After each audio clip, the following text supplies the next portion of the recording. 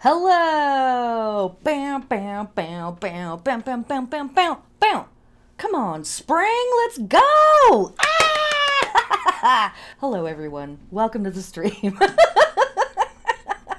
Let me start off with just like a total freak out. Hello! Let me know that you can see me. Let me know that you can hear me. Say hello in the chat. Yeah. Let me know that I'm not alone in this room by myself yelling into the void. I mean, that's not gonna stop me, let's be real. But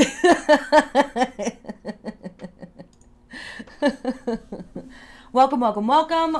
Sorry about the delay. Had a little weirdo technical thing going on that was literally just me not understanding what was happening. Everything was actually fine. But I was like, oh no, I'm having a problem. So let me say something really quick. Make yourself at home wherever you are. And that should just be a rule at all times, you know. Pants are leg jail. Don't do that to yourself. You heard it here first, people. I'm a total abolitionist, and it starts with leg jail. Get these pants out of here.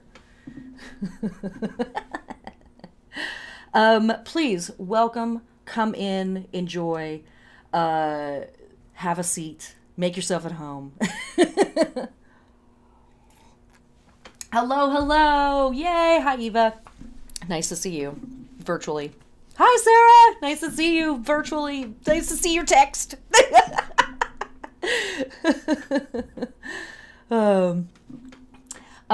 If this is your first class, or if you are watching this in the future, and this is your first class, it doesn't really matter if it's now or in the future, if it's in the past. I highly recommend that you take a moment, maybe grab some tea, grab a little snack, grab a journal or something to write on. You might grab some art supplies. You might watch this with a bestie. Sometimes this is really fun to watch by yourself and like get super focused, and at other times it's really fun to like have a buddy there with you to kind of laugh at my ridiculous antics. You might also grab a magical tool like tarot or another oracle that you like to work with. You might grab your natal chart as well, because these are all things that we're going to cover, all stuff that we're going to talk about. And really, you know, I kind of go in for the next 2 hours. So get cozy, or just put me on in the background while you're doing dishes or something, and I'll just be prattling away about paganism and, you know, the elder gods. Whatever. You do you. But we will get started here in just a second. I'm looking, it's already 6:07, so goddess knows I usually have plenty to say about the holidays. And as usual, we will not get to it all. So let me recommend, if you want even more information about this holiday after you have consumed this content, you can go back and look at my 2020 lecture that I recorded a year ago when COVID started. That was kind of the impetus for me starting these live streams, was because I couldn't teach in person anymore. And so here we are a year later. Woo! Holy moly. And so you can go back and watch that class. That is guaranteed going to have information that we're not going to talk about tonight. And this will have information that we didn't talk about then, because there's too much to get into a single lecture. But also, for my patrons, I have started doing weekly podcasts. They are only available through my Patreon for now. And they are available for every level, for every tier, from $1 up. So if you want to dive in even deeper on this information, or you would like to really work with the idea of having a weekly guide to this information to kind of align you with the lunar cycles, the solar cycles, the zodiacal cycles, the many kaleidoscopes of time that we look through when we're talking about the wheel of the year, please subscribe to my Patreon. It is, in fact, my patrons that make it possible for me to offer these classes for free. So thank you so much to my patrons. And before we get started, last little, or it's not going to be last. I always say the last technical note. It never is. I always have like these crazy preambles and post whatnots. For those of you who have been studying with me for a long time and working with my books for a long time, those of you familiar with this image, which I didn't actually put in my slides, oddly enough, but I did put in some other place entirely. The creator of this image, turning so many pages, oh my gosh. Ryan Jack Allred, the creator of the big wheel symbol that we have used on the covers of the books forever. I don't have one in front of me, oh well. It is his birthday today, so please wish him some good vibes, is my very long-winded point there. All right, it's 6:10. If this was the live class, I would be yelling at you for you being late, so let's get to it. And we are just going to kind of dive straight into the materials. So first and foremost, my name is Meagan Angus. Welcome to the class. Thanks for joining us and thanks for watching. This is going to be a 2-ish hour lecture, rant, storytelling freakout about Ostara in its modern form, as well as its ancient forms, as well as its extremely ancient forms. As far as I am concerned, the witches and the pagans and the shamans of the ancient era were just scientists that were wearing Technicolor lab coats. I definitely see science and religion, science and spirituality as being two vocabularies describing the same phenomena. So I have deep and profound respect for the ancestors that came before me and before all of us, who sat there and stared at the sky and wrote stuff down and told other people and made these incredible stories and ultimately wove this beautiful tapestry that we all live within. Pretty cool stuff. I am teaching from Seattle, Washington, which is unceded ancestral Duwamish territory. We have the Duwamish who have still not received federal recognition, and there is a change.org petition right now to demand that the federal government finally and completely and totally and non-negotiably give federal recognition to the Duwamish. It's only one of the richest cities in the country. You know, just that. Be cool if we could pay rent. Hey, there is a group called realrentduwamish.org that collects money with really no questions asked and hands it over to the Duwamish tribe for them to do with as they see fit. There are other Native American rights and land back groups working in the Pacific Northwest as well as around the country. So wherever you are, go find those people and pay them a little bit of rent and say thank you for the stewardship that they performed and provided to take care of the land before white settlers showed up and you know, turned it into this. So, you know, just a little of that. What else? I will use a lot of binary terminology when talking about deities, because a lot of Wicca and modern paganism is built within a binary system fundamentally. However, the cool thing about paganism is it is open to adaptation. It is open source, we might say. And so if we push back far enough into time, we absolutely find non-binary deities and heroes and cultural characters. We find deities and cultural heroes that have multiple genders. So it certainly isn't a new concept. It's absolutely something humans and the gods have been doing the entire time.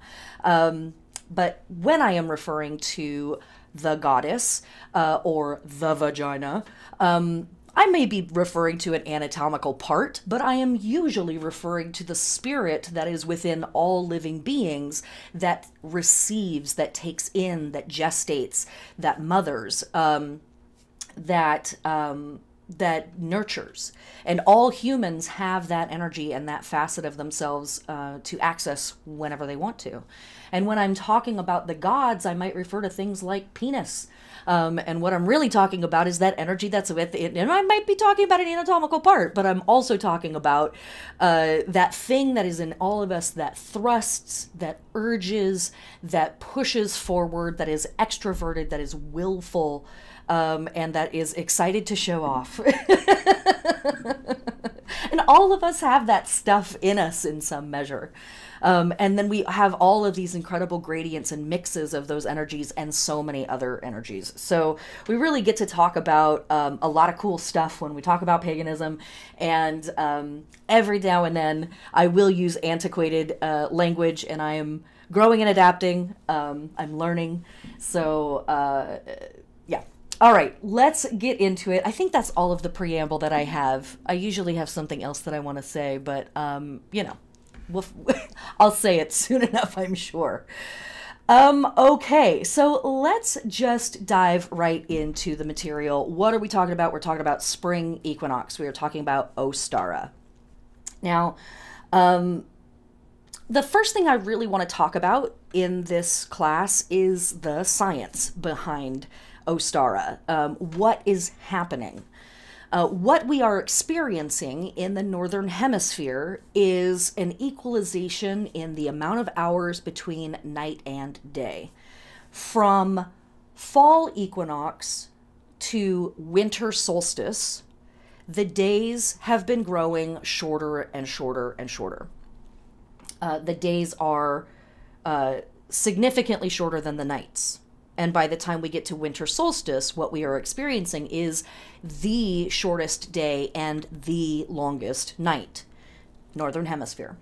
From winter solstice to spring equinox, the days get longer and longer. They're still shorter than the nights, but they are increasing in length every single day. If you were here with me for my Imbolc class, by the time we were teaching this class, it was pitch black outside. And it's, you know, not exactly bright and sunny, but the sun is still up here in Seattle. So at spring equinox, we experience the visual phenomenon of equal night and equal day. Now, there's a whole bunch of asterisks to this if we talk about nautical twilight, or if we're talking about, you know, astronomical versus meteorological observation. There can be a difference of a couple of days here. But generally speaking, what we're talking about is this moment that there is equal night and equal day. And after this day, which is approximately currently March 21st on the Gregorian calendar, from March 21st, which is spring equinox, all the way to summer solstice, which is June 21st. The days will continue to get longer, and they will actually be longer than the nights are until we get to summer solstice, where we experience the longest day and the shortest night. And then from that point forward, the days get shorter and shorter. Still longer than the nights, but getting shorter and shorter until we get back to fall equinox, and the cycle goes over and over again. It's like a wheel turning. Weird. And so that's what we're talking about. So like visually, that's what we're seeing. The sky phenomenon, the solar phenomenon that we're experiencing is that. As the sun travels through the sky through the year, it moves up and down the eastern horizons and the western horizon. At winter solstice, it is as far south on the eastern and western horizons as it's going to be for the year. And at summer solstice, it's as far north. And so when it arcs across the sky, it's very high above overhead. The equinoxes mark more or less the halfway point between those two places on the horizon. So how long have humans been tracking this? How long have humans known about this? And how long have humans been making a big deal out of it? Well, looking out across the world. One of the best places that we can get information about that and do research on that is looking into the megaliths of the world, the megalithic structures around the planet. More and more archaeology and archaeoastronomists, astronomists? Is that correct? Is that right? Astroarchaeologists, maybe that's better. Have slowly been coming to the conclusion that, oh wow, hey, a lot of these megaliths actually do point to stuff happening in the sky, whether it's happening literally in the sky or it's happening someplace on the horizon where a celestial body meets the Earth. A lot of these places seem to be marking these events. So we've known for a long time that winter solstice and summer solstice are definitely really, really important to a lot of cultures and are the main point of a lot of the megaliths. And by a lot of the astroarchaeologists that study this material, and I certainly don't think it was all of them, but a lot of them kind of shined over the equinoxes. And that was at least in part because a lot of the cultures that are believed to have built the megaliths, they did not observe the equinoxes. And so it was just kind of assumed that the megaliths that they built also didn't mark the equinoxes. And that sort of rolled into a prevailing belief that ancients, right? Like that's, let's not, hello umbrella term, right? The ancients just weren't really paying attention to the equinoxes. Well, the more that we study our megalithic sites, the more we realize, nope, we're wrong again. So let's take a look at Machu Picchu. Now, this is below the equator, so this is a spot that will be doing its thing here on March 21st. It will be the autumnal, or the autumn or fall equinox for those cats, but it's still happening on the same day. What happens? The sun, this is a stone carving that is found at the top of a very high mountain within the World Heritage Site of Machu Picchu. This spot was thought to have been established approximately 600 years ago, and this is Intihuatana, the place where the sun is tied. And every single day at noon, this stone casts a shadow, except on the equinoxes. And there is absolutely no shadow. And so it is the place where the sun is tied. But that is only 600 years ago. What else can we find? Let's go to Angkor Wat. This is in Cambodia. This is a temple complex that was established around 1,000 years ago, give or take. And this was initially a temple dedicated to Vishnu. But Buddhists took it over at some point. I don't know a lot of history around that, so I don't know if that was a peaceful takeover or a violent takeover. But all the same, here it is. Either way, regardless who's running the show there, the temple itself, the main tower of the temple complex aligns with the spring equinox sunrise every year. So the sun rises and it appears to rest perfectly atop this this temple or this pavilion. That's 1,000 years ago. There's a few other spots that I want to talk about that I didn't find good enough pictures of, so I didn't include. From around 850 current era, we have the Spiro Mounds in Kansas, built by the Caddoan-speaking people, Native American groups that I don't believe exist anymore. Also, during this era, we have Hovenweep Castle in Utah, which is another Native American site that does have some structures, and it was also built to sort of mark the spring equinox. It actually marks a date about 4 or 5 days after the spring equinox, and it is a date that is derived from dividing the year perfectly in half. And so it is slightly incorrect, but it is perfectly incorrect every single year. So good on them. Good job. And that site is in Utah. But we also have here in the Americas, Chaco Canyon. This is ancestral Pueblo or Anasazi territory. This was established approximately 1100 years ago. I highly, highly, highly recommend going and checking out Chaco Canyon. If you are not familiar with it, there is a ton of information and some really great free movies to watch on YouTube, on NPR, a few other different places, or not NPR, but PBS, and a few other sites. A lot of people love this place. It is an absolutely extraordinary archaeological site.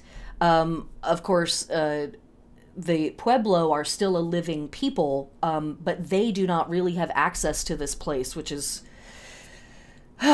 too much to get into. But the historical relevance and the astronomical calculations that can be made through this place. The historical relevance of this is, it's not too much to say that Chaco Canyon is like the pyramids of the United States. It's that important. It has that much information. Is it a gigantic pyramid in the middle of the desert? No. But the structures that are there are really incredible, but moreover, the math and the science that we see ancient people working with in this space is really, really incredible. It marks the winter solstice, the summer solstice, the fall and spring equinoxes. It marks multiple fixed star risings, and on and on and on. Chaco Canyon, really, really incredible. And that's from 1100 years ago. But I bet we can get older than that. Here's the Temple of Kukulkan. This is in Mexico, and this was established approximately 1200 years ago. This is Chichen Itza, or El Castillo is another name for this place. And this is a Mayan ruin.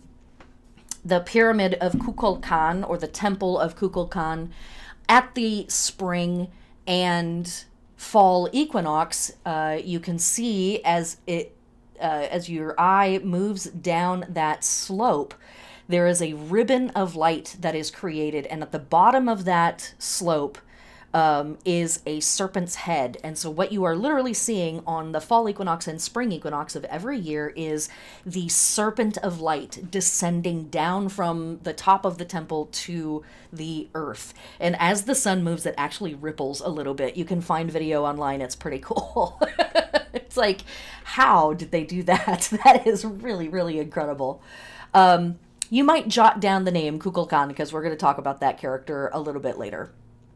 But I bet we can go back further in time than this. Let's see. Oh, how about Newgrange? That was built 4,800 years ago. That's pretty far back in time. So Newgrange, which we talked about a lot at winter solstice because I have lots of love for Newgrange. Brunaboyne. Newgrange is a particular portion of Brunaboyne, which is a megalithic complex that's a huge area in Ireland.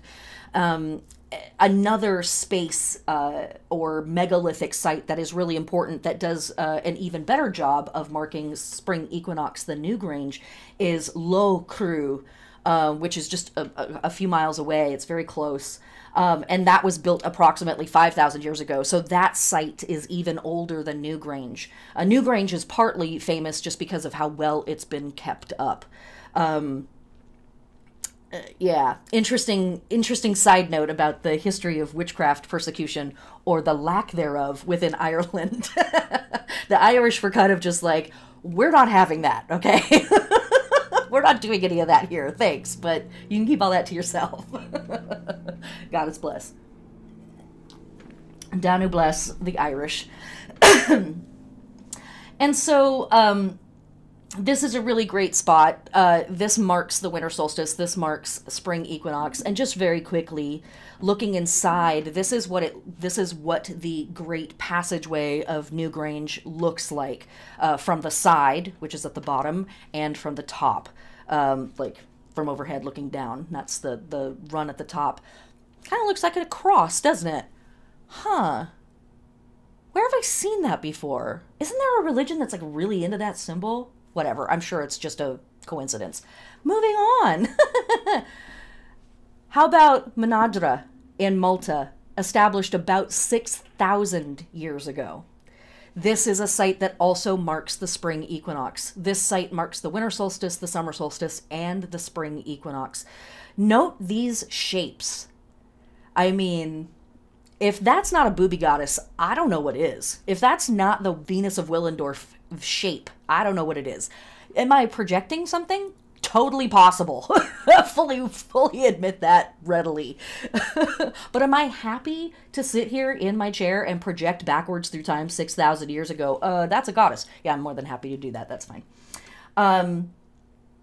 This site was built around 3600 BCE, before current era, and is really an incredible site because it is the many sites that look like this in Malta, in Portugal, in Spain, were really left alone. And so what we find here is almost like a missing piece between the megalithic sites from the eras of Newgrange or Stonehenge or Avebury. And notice, side note, I didn't mention Stonehenge or Avebury because they absolutely mark the solstices, but we're not sure if they mark the equinoxes, so there's that. But throw them in the mix too if you need to. And then, so sites like this in Malta really connect us through time between the megalithic sites like from that era, the Stonehenge, Avebury, Newgrange era, all the way back to the megalithic sites like Göbekli Tepe, in Turkey, what was Anatolia at the time. Çatalhöyük is another one from that time and geographic space. There at the root or the feet of the Zagros Mountains in Turkey and northern Iran and that whole area, Anatolia. And there was kind of a missing link archaeologically for a long time between the megalithic sites of the way, way back and the not so way back. And so when these sites were found through this stretch of southwestern Europe, very southern, very western Europe, it was suddenly like, oh wow, because many of the menhirs in these sites look very similar to the menhirs of Göbekli Tepe and Çatalhöyük and those places that are 11,000, 12,000-ish years old. So really cool to find. This is a graphic of the center chamber of Manadra. In this porthole that you see on this porthole that you see on the left-hand side, the spring equinox sun shines through there on the sunrise of spring equinox morning.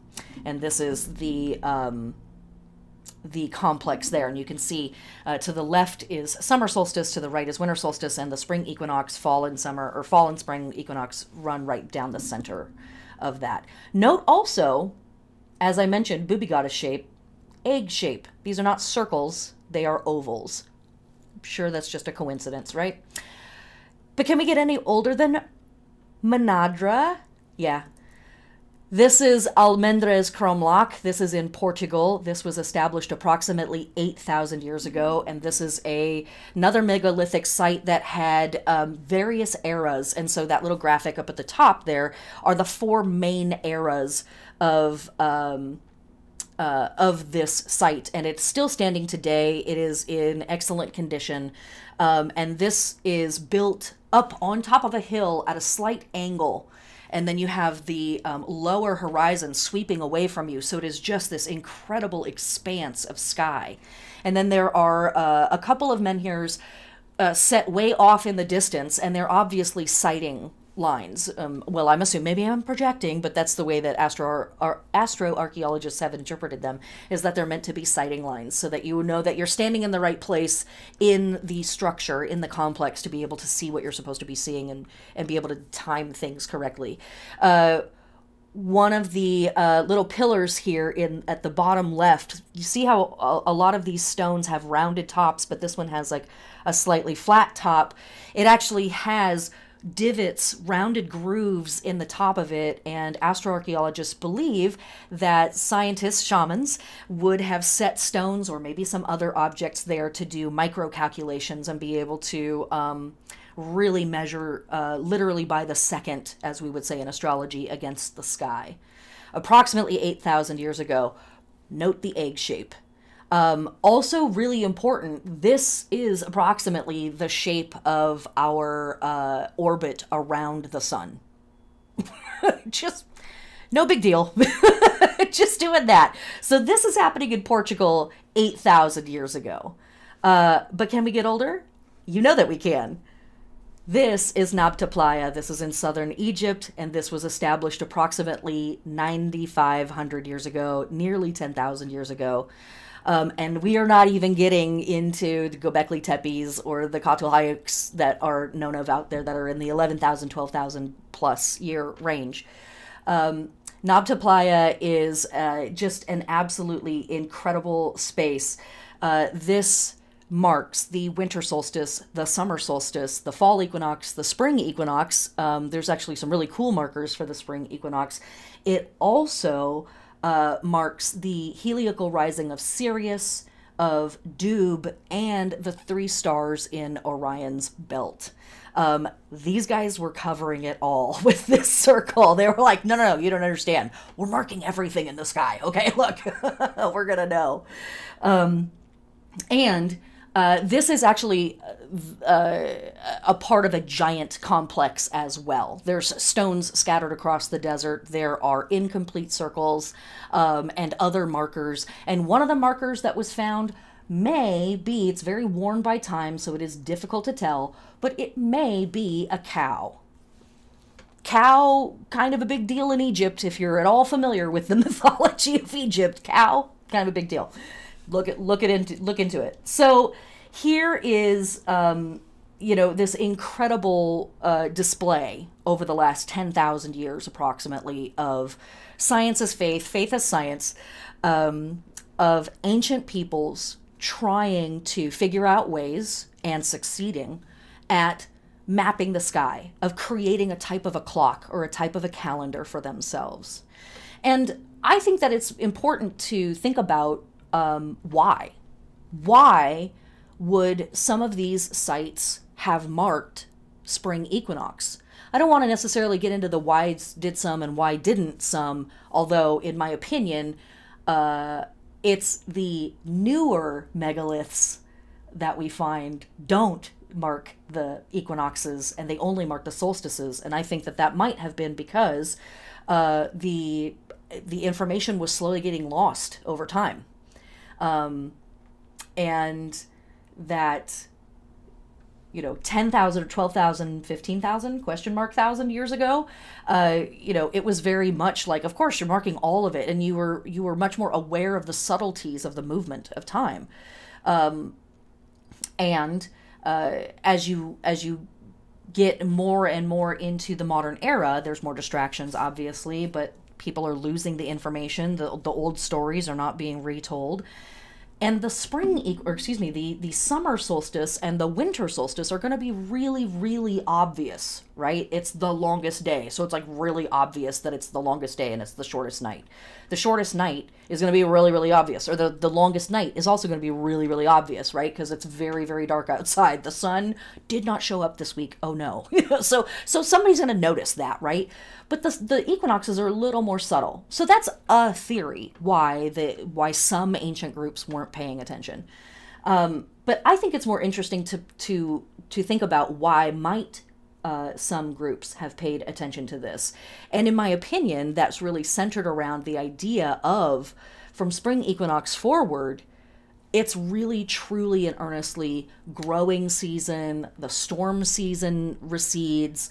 In the temperate regions of the world, spring equinox marks the return of life. In the hot zones near the equator, spring equinox marks the end of the vibrant, fertile life of the year, and we're heading into the hot and dry and deadly summer portion of it. So either way, there's a big energetic shift. If you're in a hot zone, you're going from fertile into dry death, dry hot death. And if you're in a temperate zone at spring equinox, you're going from cold wet death into fertile grow time. So either way, big deal, right? We want to know, we want to pay attention. We want to be able to mark this shift. And be able to prepare for it, whether that is getting ready to grow a bunch of stuff or prepare for it as in we need to go buy sunglasses. Where are we going to find sunglasses? Okay, so that's just a little bit of history for you. That's a little bit of science for you. If any of this is tickling your magical funny bone, highly recommend going and doing a rabbit search, a rabbit hole dive on any one of these megalithic sites. Who knows? Perhaps an ancient version of you, perhaps one of your ancestors helped build one of these. Perhaps they prayed there. Perhaps they celebrated there and got shithoused on mead and knocked one of the stones over. And then, for the next 200 years was like, who knows, right? So dive in. So much cool information. So these are all places across the planet where humans, at least in the Northern Hemisphere, have been marking spring equinox for approximately the last 10,000 years. Let's move on. Okay. Moving up to the modern era. What are we doing in Ostara season? So for modern witches, we are dealing with energies like birth, fertility, preparing people for the land and for activity. And we are acknowledging the balance of light, darkness and light. And we are engaging ourselves, or we are hosting or mentoring or overseeing initiations and rites of passage. For those of us who have been practicing magic and paganism for a long time, Imbolc season, the season that's just now ending, is a season for us to kind of renew our vows or renew our oaths or renew our promises, renew our commitment to this path, whatever that means for you. I don't want to get real patriarchal and weird about it. And so then we come into spring equinox, and now that we have sort of renewed that stuff for ourselves, now we are turning out to members of our community and saying, is there anybody that would like to be initiated in the mysteries? No, just no big deal. One of the things that we talked about in the podcast last week is we're currently in what would be the Lesser Eleusinian Mysteries Festival week right now, and this is absolutely the initiatory time for ancient Greeks and Hellenic Greeks of stepping into learning about the mysteries and bringing that wisdom and that knowledge forward that they're going to use in the greater mysteries at fall equinox, in fact, right across the wheel from us now. Magic. So cute. I love it. Okay. So this is what witches are doing right now. We are witnessing birth. We're watching the birth of the sun. We're watching the resurrection of the sun. We are picking up fertility. We are picking up our own fertility as well as the fertility of the land, pricking that up, as it were, and preparing the land for people and activity, etc., etc., etc. Okay. So the stuff that we're doing here, we are initiating people, we are shifting from dark to light, and we are setting our intentions for the coming energetic cycle. But Meagan, you're saying to yourself on your couch as you're puffing your bong, probably, I thought New Year's was at, what day is it? January 1st! Which calendar am I following? Well, New Year's happens all throughout the year for different cultures and throughout time. So there. Winter solstice is a new year for some folks. January 1st is a new year for some folks. The first full moon in February is the lunar new year, and that is celebrated by billions of people around the planet. Spring equinox is a new year for a lot of groups. We'll talk about that more in just a second.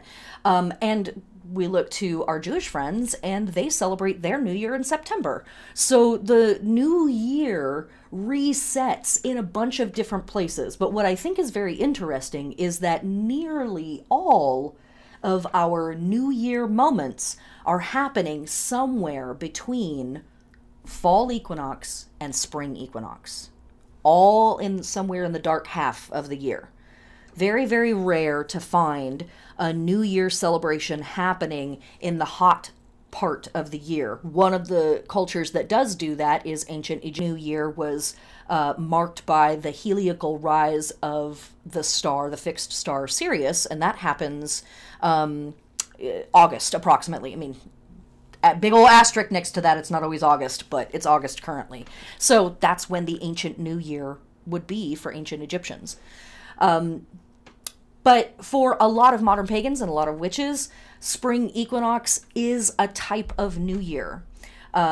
So is Samhain in October, the end of October, beginning of November. So again, you got options, kid. That's really kind of the short takeaway there. But for a lot of folks, this is a New Year time. This is a kicking off or a restarting, a re-initiating of the energetic cycle.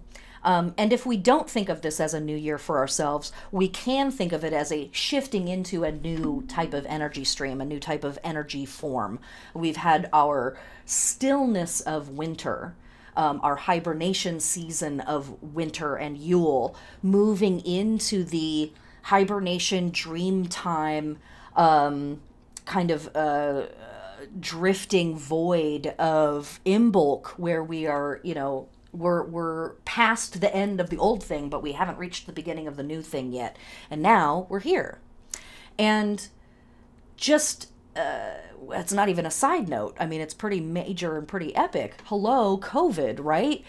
And here we now see, in alignment with this spring energy, which we're going to talk more about its forms and the way we can express it, we have the vaccines slowly but surely rolling through the country. And I know that that is a very different story from state to state. I feel extremely lucky to be living in Washington because we've managed to do it okay here as opposed to some other places. But this time period of the year, March, April, May into June, we absolutely are going to see this sort of opening up and ramping up of the energy across the board for individuals and for our culture, our society together. So it's very, very interesting synchronicity there. Yeah. I'll be writing a big piece for my patrons coming up soon that is kind of the astrology of Ostara and looking at the Ostara season astrologically. And so we'll dive into those themes a little bit more. So breaking it down a little bit, what all are witches doing? They're working with ideas and energy and images and activities like birth, opening, starting over, cleaning out, witnessing a moment of balance before the tipping into the light, sacrifices, either real or symbolic, vegetation fertility, a rise in thrust energy, and life returning to the earth. For modern pagans, we're thinking about the goddess arc, and we're thinking about the god king arc, and the goddess is changing forward. We don't say changing back. The goddess is changing forward into the maiden from the crone. They have been the crone and sitting in their crone energy, which is harsh. It's a bit abstract. It is the embodiment of wisdom. It's also cold and super frozen and frosty. I just got a weird note. Can you guys still see me? Are we all good? Everybody's good? Give me a thumbs up in the, give me a thumbs up in the chat. Make sure everything's okay. Oh my God. That was a weird note. The robots, man.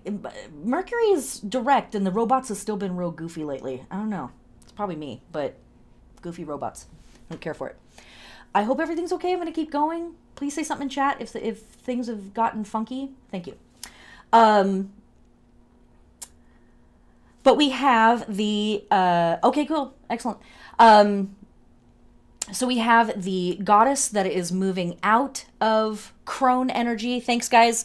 And into maiden energy. So as I was saying, crone energy is crusty, it's grumpy, it's old, it's wise, it's abstract, it's can be really removed and a bit frosty. And then that character is transforming forward into maiden energy. Maiden energy, the version of the goddess that is the maiden, is curious and rambunctious and naive and silly. They are youthful and spry. They are flexible, is something apparently young people can do. I don't remember it, but from what I hear, what I see on the TikToks, kids are doing the yogas. It's about moving and expressing and taking up space and all of that really great stuff. It's brash, it's bold, and one of my favorite elements about the maiden is they don't know any better. And now that might sound like something that's bad, right? Oh, I wish I'd known better. However, when we know better, that is our cynical wisdom saying, I've already tried this. I've already seen this. I've already heard this.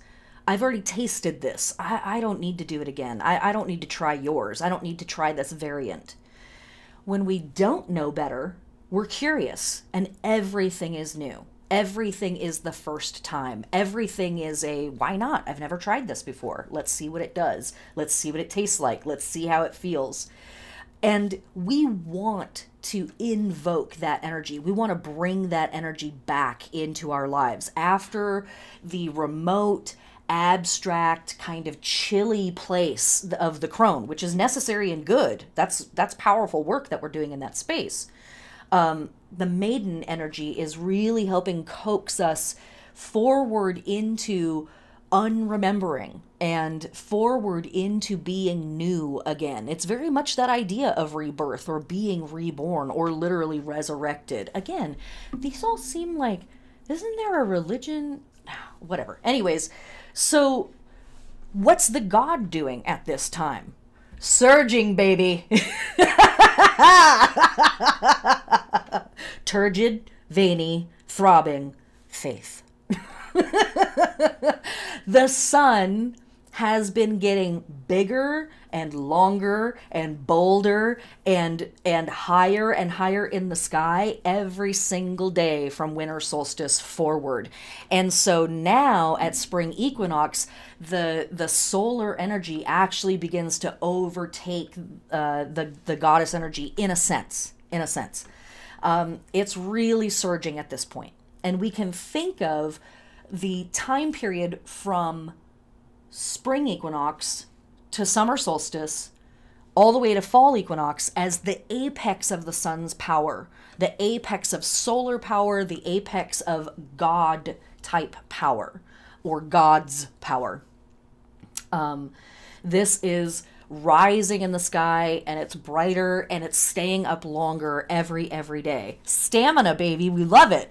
And that is a part of the idea that it is the Oak King, but that the Oak King is ultimately going to be falling to the Holly King at spring equinox, or excuse me, at summer solstice. But for now, it is the Oak King who is ruling the show and rising in power, rising in virility, just like as the solar god. So the goddess is completing her transformation and becoming the embodiment of youthful springtime energy. Reborn, she is radiant, dynamic, and curious. And the sun continues to rise in power under the mantle of the Oak King. Some groups hail this as a return of the Green Man. This is the start of his annual surge and fall of power, which peaks at Letha, or summer solstice, and culminates at Mabon, fall equinox. So that's a general guide there for what we're doing with the big themes of goddesses and gods at this time of year for pagans and witches. Other names for this day: Ladies' Day, Alban Eiler, Summer's Finding, Idun, Shilinigigs Day, and Maslenitsa. Ladies' Day, this is named in honor of the goddess in all of her aspects. And again, if you've been following the podcast, you'll notice last week we had a whole bunch of goddess days, Day of the Goddess, Birthday of the Mother Goddess, and this week and the next couple of weeks, we're also going to have a whole bunch of those festivals from modern and ancient pagan groups. For some, this is hailing the departure of the winter goddess. For others, a welcoming in of the spring goddesses. And still for others, it's witnessing of the miraculous transformation the goddess goes through as she changes from crone to maiden. Now, one of the, I'll get to that in just a second, sorry. Alban Eiler, this is the Druidic name for the vernal equinox, and it means the light of earth. And so it literally is kind of a recognition of the fact that the light of earth, aka the sun, is coming back, stepping into his or its or their power, and doing all that really cool, shiny stuff that suns do. Again, I live in Seattle, so I've heard of this sun thing. I've seen pictures. It's apparently super bright, so if you like that sort of thing, I guess there's more of it coming at some point. All right, now the name Ostara. What does this come from? This is one of the great baggages of myth that comes or / urban legend that comes along with this holiday. Is Ostara Easter? Is it connected to the goddess Ostara? Is it really the goddess Ishtar? We're not really sure. That's TLDR. There is not some book somewhere that traces out the perfect lineage from the Babylonians to today, oddly enough. So, to be sure, as far as traditional archaeology goes, we don't know. There's certainly some groups that are like, no, they're totally separate. And there's definitely some groups in traditional archaeology that are like, they're pretty similar. I don't know, maybe, could be, probably is, might be, could be. So even within the schools of traditional archaeology, there is not consensus on yes or no. But the name, in my research, the word or the name Ostara, as far as I'm concerned currently, based on my current research and my opinion, may change in the future because I am a mutable sign and subject to change. Possibly, probably, used by Teutonic and Germanic pagans for the spring equinox festivals dedicated to the goddess Esther or Oster. These have some really cool word and name connections going back pretty far. And if you want to know more about that stuff, check out what the Venerable Bede had to say on it from the 8th century. Germanic Esther linked potentially to the goddess Eos, whose name means shining or east. Jacob Grimm also has something to say about this from the book Teutonic Mythology. And so, maybe yes, maybe no. Just throwing that out there so you know. All right. Summer Finding or Summer's Finding. This is the name that the Norse people gave to this time period approximately. Sometimes it's marked as the actual equinox on March 21st, and sometimes it's marked as just sort of the beginning of April.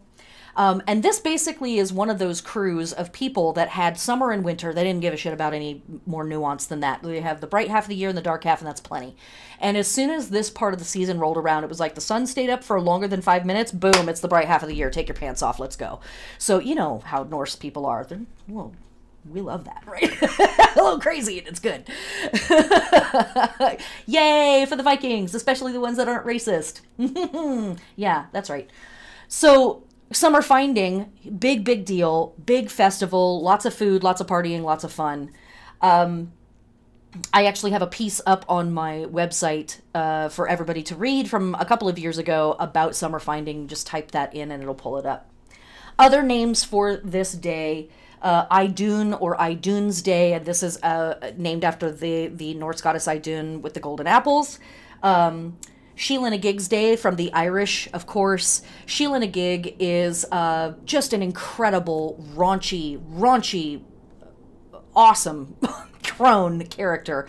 And this day is given to her as a like, all right, girl, we had you for the whole winter. Thanks for hanging out. Thanks for showing everybody your coochie.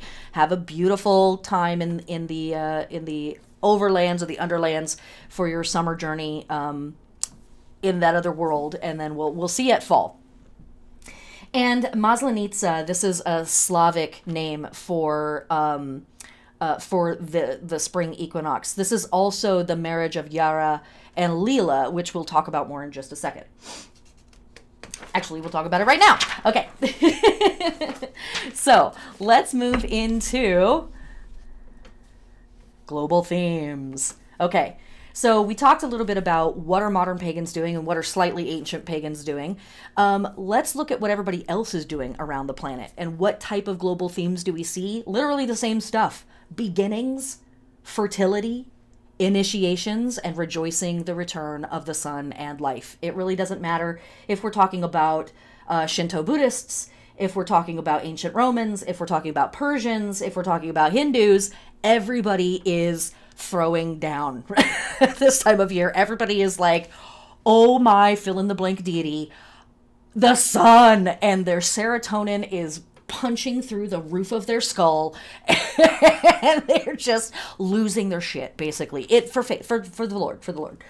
Okay, so let's talk about it. As we look around the globe and throughout time, we see cultures all over the Northern Hemisphere participating in rituals and festivals celebrating fertility, initiations, and the return of life during this quarter holiday. So, other holidays that we see celebrated right on the actual equinox, or starting on the equinox and maybe rolling forward for a week or two, is the Oshosi Hunter Festival, which is a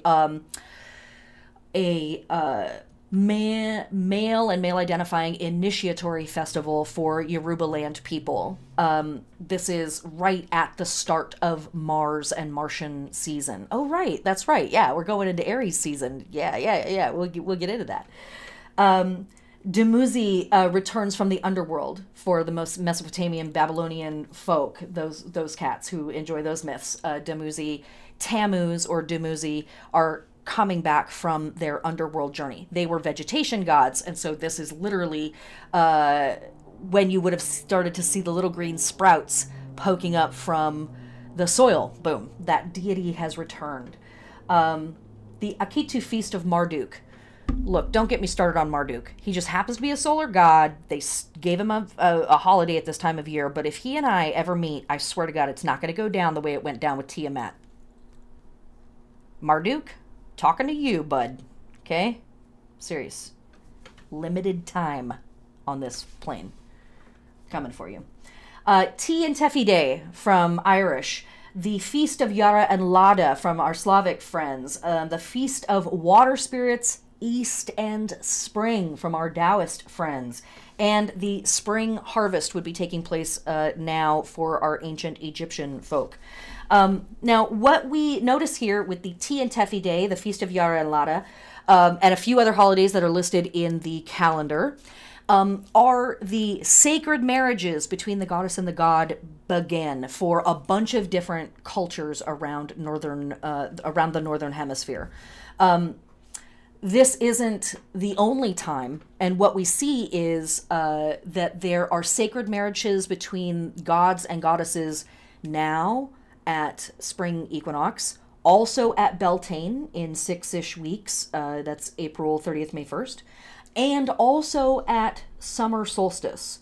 And so this whole time period, which is the most increasing point of the sun's journey throughout all of the work that the sun does throughout the year, this is when we have these sacred marriages happening between the god and the goddess.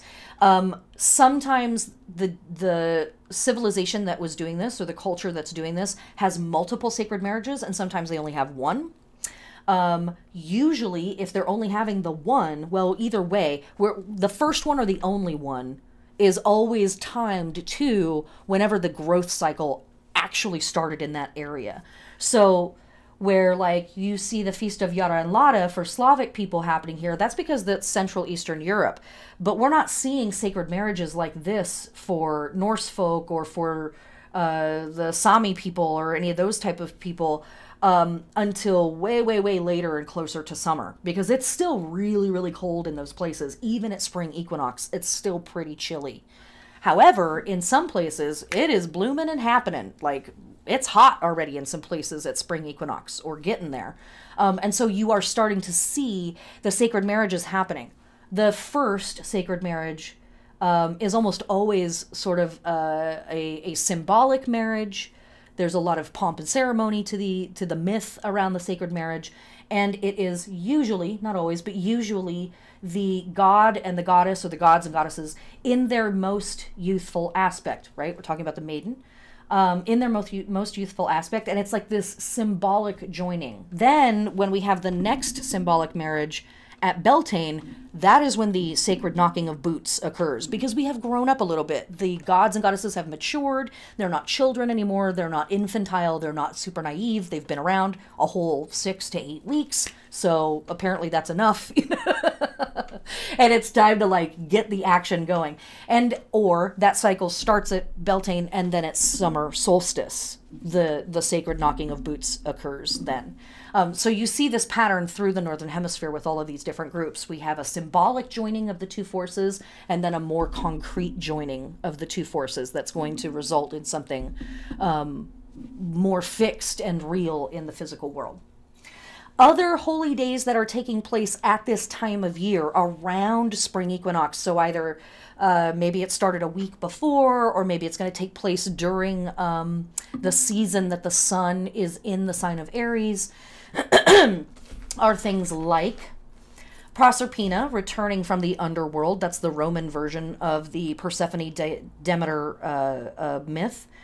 So Persephone also returning from the underworld. The Kanamara festival, which is the feast of the divine couple. That's from our Shinto friends in Japan. Easter, no, if you're familiar with that holiday, it's something about eggs and chocolate or something. I don't know. There's kids in like puffy dresses. Anyways, Easter, check it out. Christian Death and Resurrection Festival. Purim also happens at this time of year, which is the Jewish festival celebrating life. And there's more to it than that. We talked about it in the last class. Purim is one of those holidays that can fall in Imbolc season or in Ostara season. It definitely moves from year to year. And this year, it actually has already occurred. It happened in Imbolc season. So it was a part of the purification and the rejoicing that came at the very, very end of winter. Passover, or Pesach, which is also a Jewish/Catholic holiday, also celebrating spring. And that holiday can actually overlap with Beltane season.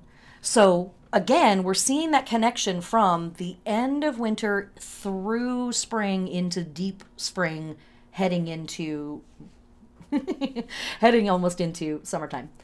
And of course, St. Patrick's Day. Don't get me started on that old bastard. He didn't drive any snakes out of Ireland. That's all I'm going to say. Let's talk about something more fun. One of my favorite festivals to talk about at this time of year is Honen Matsuri. Honen Matsuri is a Shinto Buddhist festival. This happens every year. This festival, dedicated to prosperity. Wait, we can't use the damn fascists. I'm so mad at fascists. They take all the cool shit and make it stupid. Side note. This festival, dedicated to prosperity, is held in a little prefecture of Japan, 3 hours north of Osaka. If you ever get to travel again, maybe go check it out. Put it on a bucket list. Those who turn up get turned up with probably drunk Shinto priests jamming on musical instruments and passing out all-you-can-drink sake from giant barrels. Okay, so that already is great, right?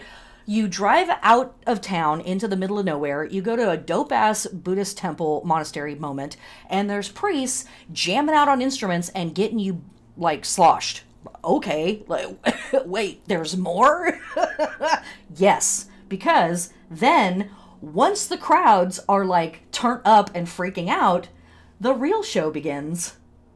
The priests haul forth an 8-foot, 600-pound penis and spin it furiously on the ground as fast as they can. People get knocked over. People are partying and freaking out, and it's absolutely great.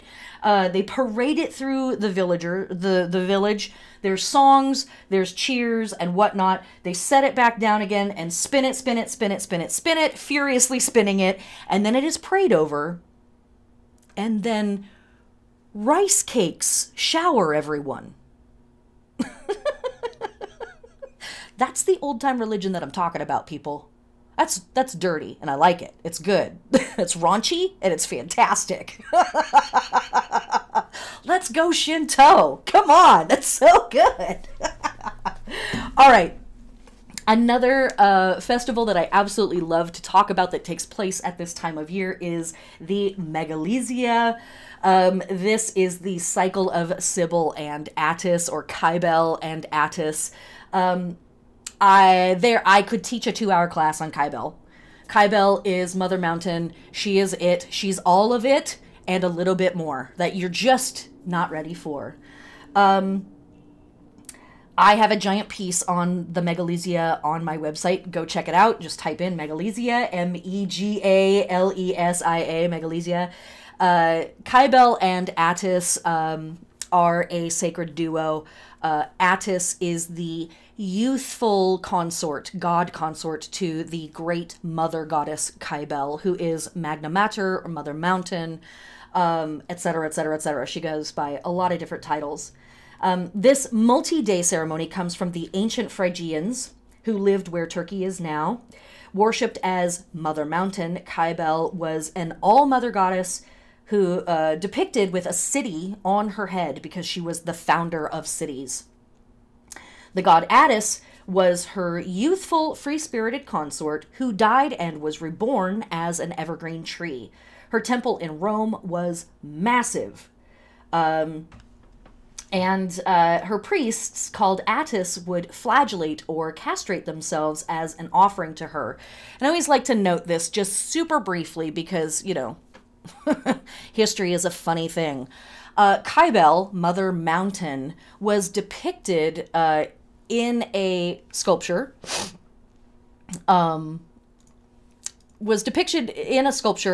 With a meteorite for a face, a rock for a face. Where her temple stood is where St. Peter's Basilica stands now. Kind of a central hub of the Catholic situation. St. Peter is St. Petra, that is rock. Moving on. Nowruz is an incredible New Year's celebration that happens for our Persian friends. For folks all over the Middle East, this is the New Year's celebration. Na means new and Ruz means day or year, but it relates back to a word that means light. And so there's a very interesting connection between our Alban Eiler, right, the Druid name for this holiday, and this Persian name for this holiday. This has been observed in the Middle East for over 3,000 years by lots and lots and lots of people. They build beautiful altars and they dye eggs red, bright, bright red. Of course, red being the color connected to Aries. We'll get to it. All right. Holi, also happening at this time of year for millions, if not billions, of Hindus across the world.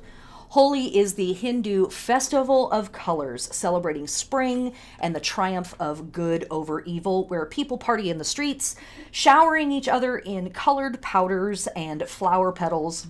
Lord Krishna was in love with Radha, but was ashamed of his blue skin. His mother suggested that he smear a little bit of blue powder on her skin to make him feel better. This festival features very little in the way of prayers and is focused on having fun and cutting loose, which I think really sort of embodies a lot of what's going on for everybody across the planet. And then also happening at this time of year for Hindus is Hanuman Jayanti. This is an incredibly popular Hindu holiday celebrating the god Hanuman, the monkey god Hanuman. A powerful protector and warrior, Hanuman is above all praised for his fierce devotion to Lord Rama. He is an exceptional warrior. I have a cool story to tell about him, and I'm going to save it. Okay, we're going to move on to some more stuff, like the astronomy and the astrology of the time. So, I also see that we've got about 45 minutes left, so I'm going to try to pace myself a little bit better than I usually do. That is an excellent quote, Eva. Thank you so much for putting that up. I should get shirts made. Fascists take all the cool shit and make it stupid. I literally pulled images for this class that I wanted to show you and decided not to show you because they had swastikas in them. So dumb. And before we get into the Sky Guide, Liz, since I brought it up, I'll talk about it for just 2 seconds. Swastika are a symbol used by billions of people throughout time. Hindus still use the swastika. Native Americans use swastika. Slavs, pagan Slavs, use swastika. So we've seen this image literally hanging out and representing the sun and light and power, either radiating out from a central source or radiating into a central source, central spot, literally for thousands of years. And then we get a group of assholes over the last last 100 years or so, and now nobody can touch this damn symbol. It's okay, in a sense, because we have a bajillion different ways to represent the sun. Can't use a swastika? It's okay. We're going to be fine. We're going to live. We're going to make it through because we literally have a bajillion different ways to represent the sun. We don't have to use that symbol right now. We can use a ton of other symbols to represent it. All the same, quit stealing shit that ain't yours. Okay? Okay. Moving on. Astronomy and natural phenomenon. Okay. March full moon names and April full moon names. I talk about this at every class, but the full moon names that we have in our class book come from all over the world. We have stuff from Asia. We have a lot of stuff from Native Americans. We have Celtic names. We've got all kinds of names in there.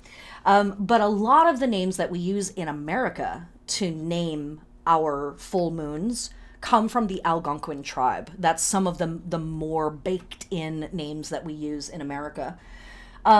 So full moons that happen in March, and our next full moon that's coming is actually, it's on the 28th in Libra.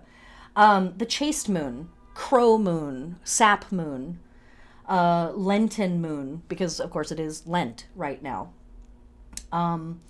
Moon when eyes are sore from bright snow.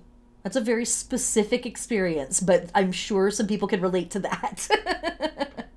Our full moons in March are going to always be near the stars of Virgo or Libra.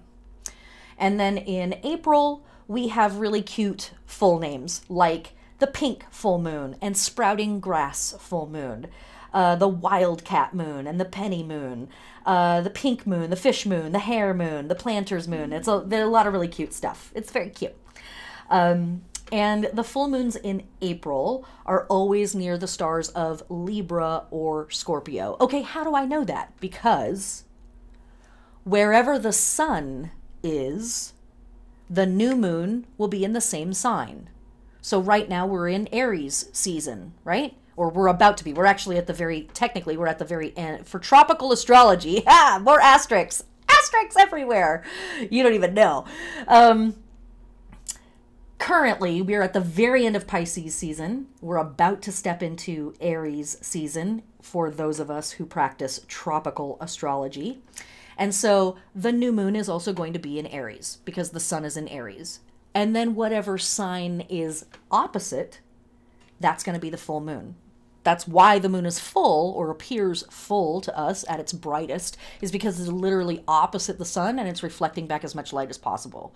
The sign that is across from Aries is Libra.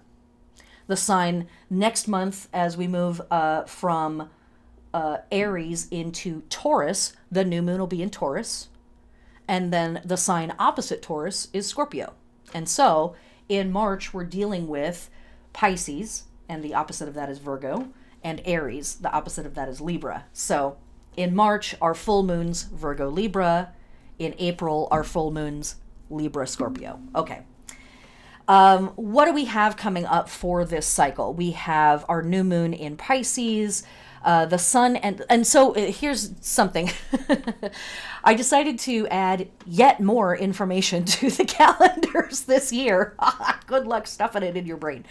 And so I have always included the tropical movements because that is the form of astrology that most of us practice here in the West. Certainly not all of us, but a lot of us do. It's a place where a lot of us start practicing astrology because the information is easy to find.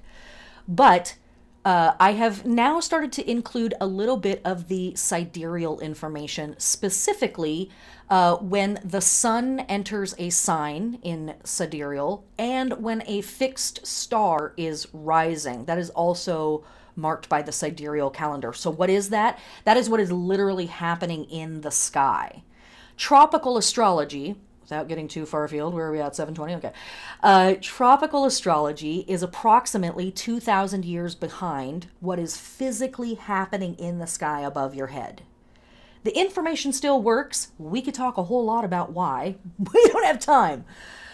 Go check out Amanda Moreno.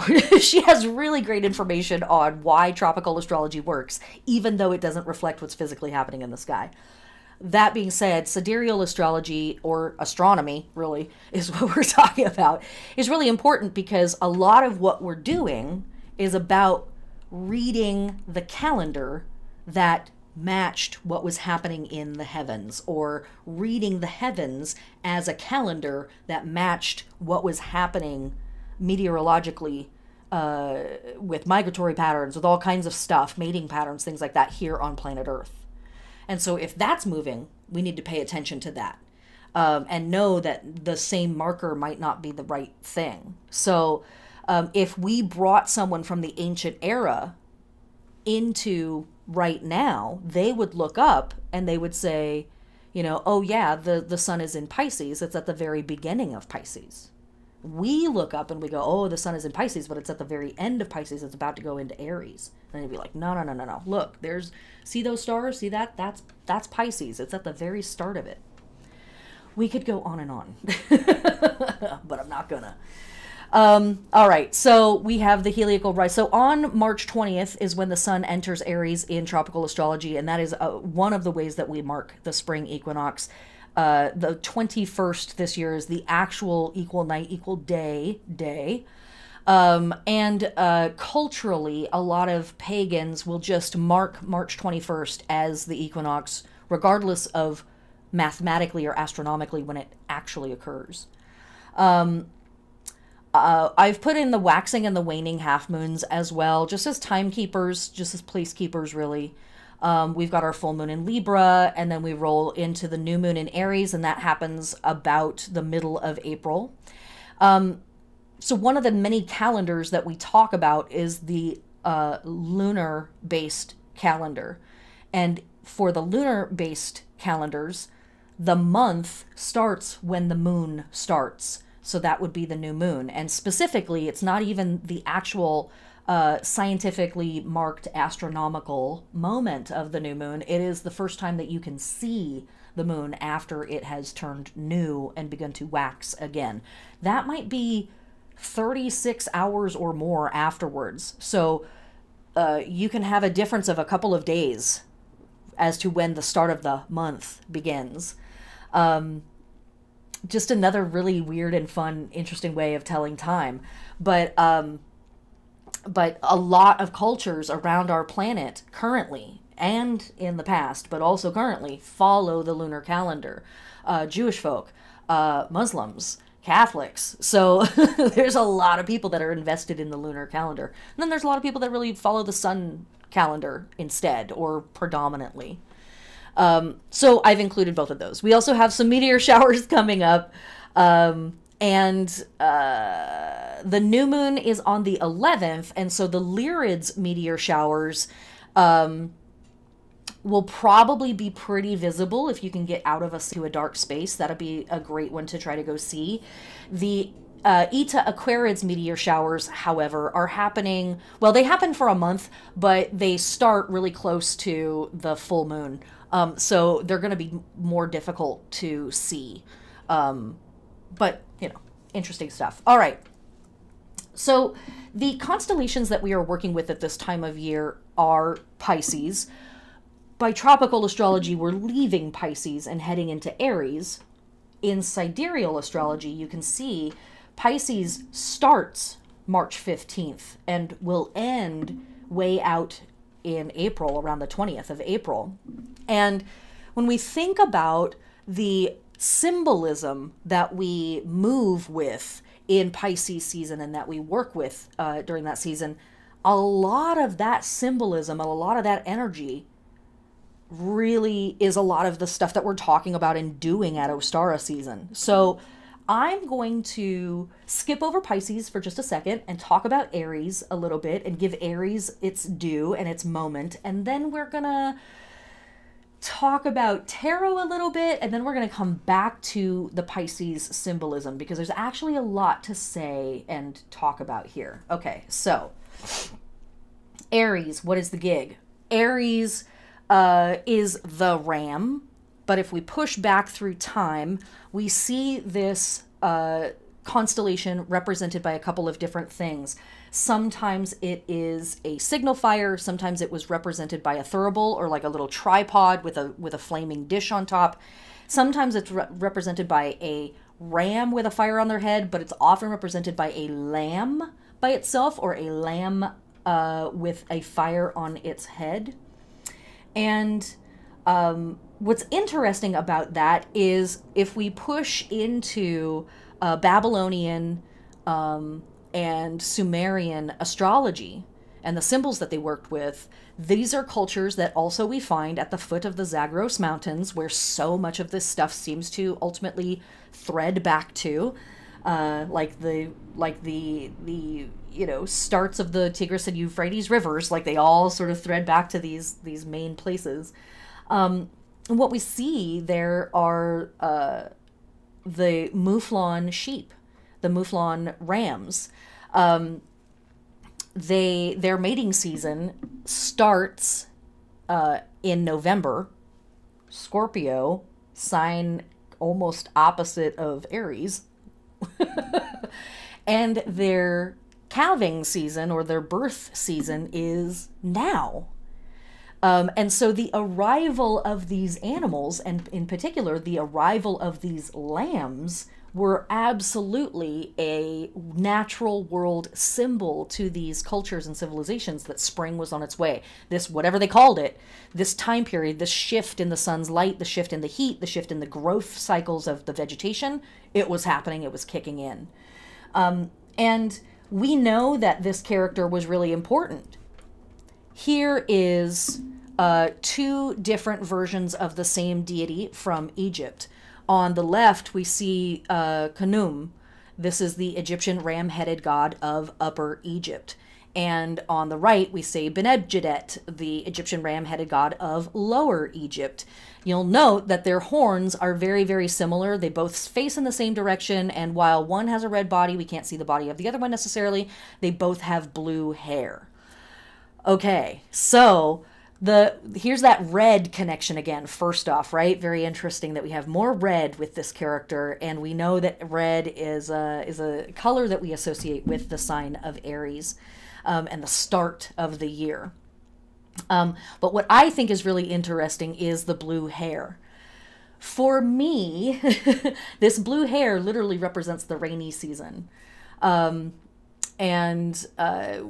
We have lots of cool detail with Khnum, but we have even more cool detail with Benebjedet. I have a soft spot in my heart for Benebjedet. Is a dope dude. And on top of his horns, we see a bunch of stuff, but two of the things that we see are serpents facing in opposite directions. What could that be about? Well, for me, that represents the serpent on the left, excuse me for stuttering there a little bit. The serpent on the left represents the end of the growth cycle and the setting in of the rainy and cold season when serpents would have gone underground and hidden themselves. And then we have the rainy season, aka the blue hair coming down on this character. And then on the right hand side, we have another serpent there representing the end of the rainy season and the coming back of the serpents from underground up to the world.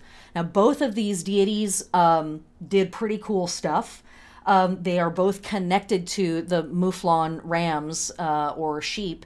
They actually, these horns are the depictions of horns from an animal that is extinct now, but very similar.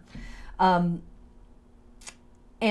you know, just to make more connections, Khnum's wife was named Hatmahit, and her name meant the foremost of fishes. Hello, Pisces? Hello? Like, come on. Like, it's a little heavy-handed, you guys. Come on. You can be a little more subtle about it. And so just to show you, here are the Armenian mouflon, believed to be the genetic ancestors of nearly all modern domestic sheep. These guys are currently endangered. Notice how wide and flat their horns are. Wide and flat, wide and flat. Same, same, same, same, same. Okay. And these guys, like I said, their mating season starts right at the end of fall, beginning of winter, and they start having their babies right now at the start of spring. And so very likely that these things are all connected together and working with each other. Just some side notes to this. The Egyptian word for ram sounds very similar to the Egyptian word for soul, and oftentimes rams were thought of as deities in disguise, wandering around on the planet and doing their thing. This character, oh, I already said that. The ancestor of nearly all the sheeps. Okay.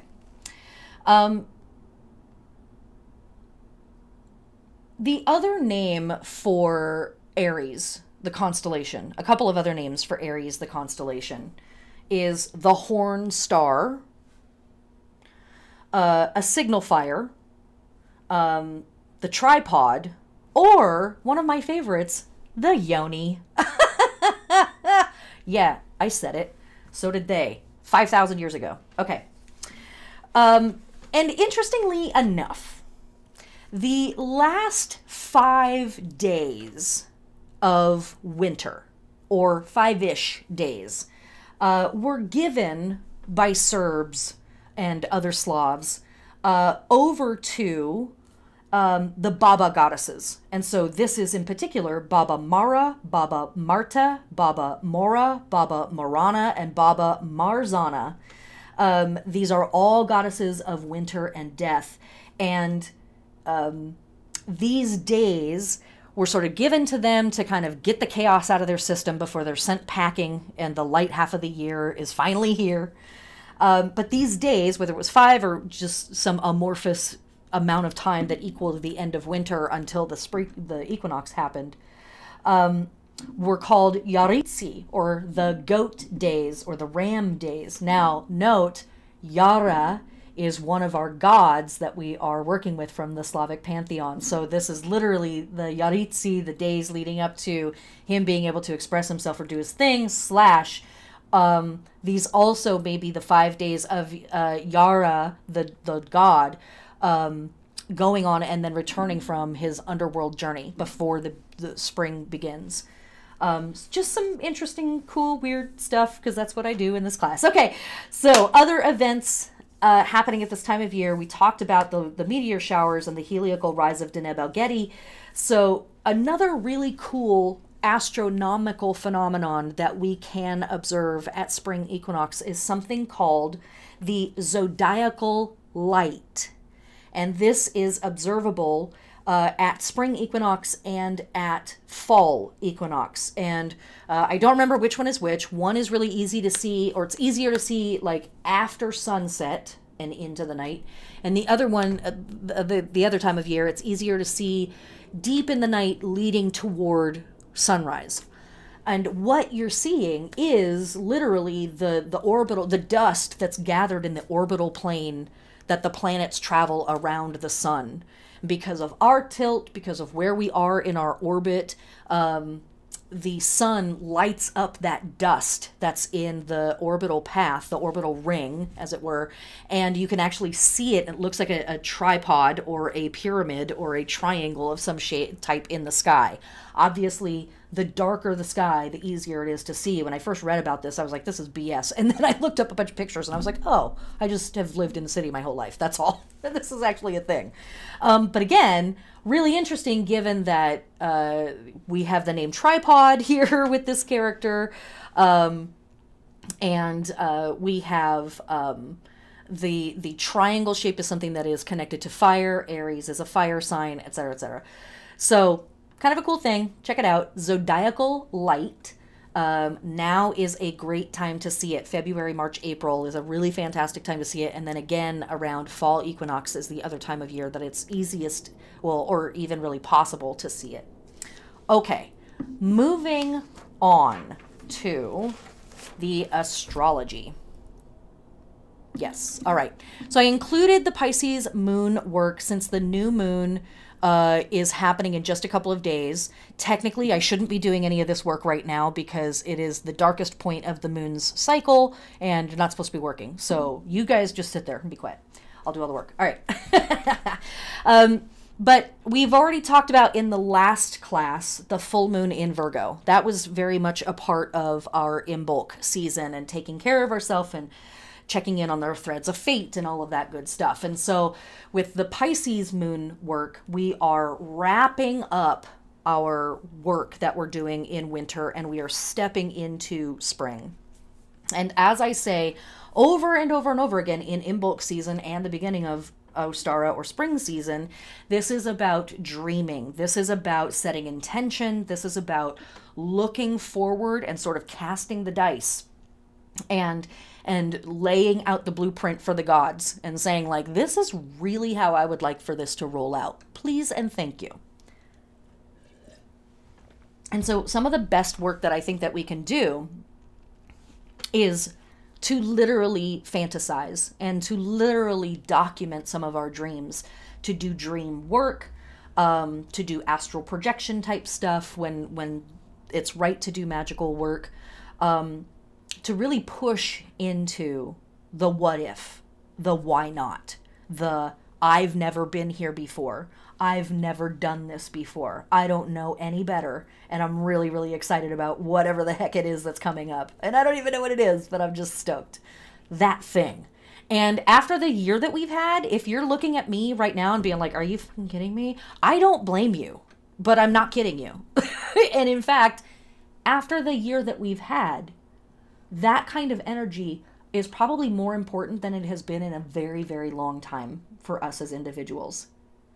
There is every reason in the world to be wildly freaking cynical about things right now and super spooked and super bummed and drained and just over it in like every way that you could possibly be over it. And yet the world turns, the wheel turns, and a newness, a beginning, an initiation, a door number 3 is opening again for the first time for you. Here it is.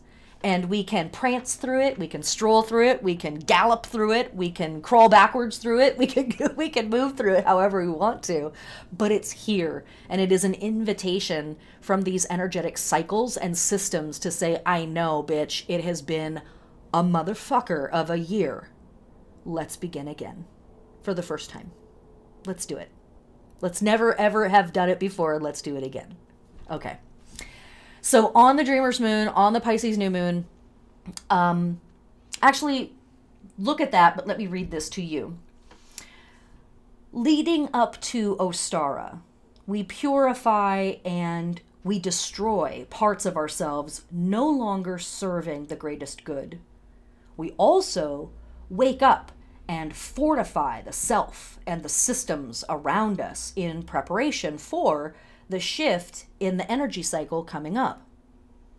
A great way to get into alignment as you consider your choices about the coming year is to work on behalf of the group.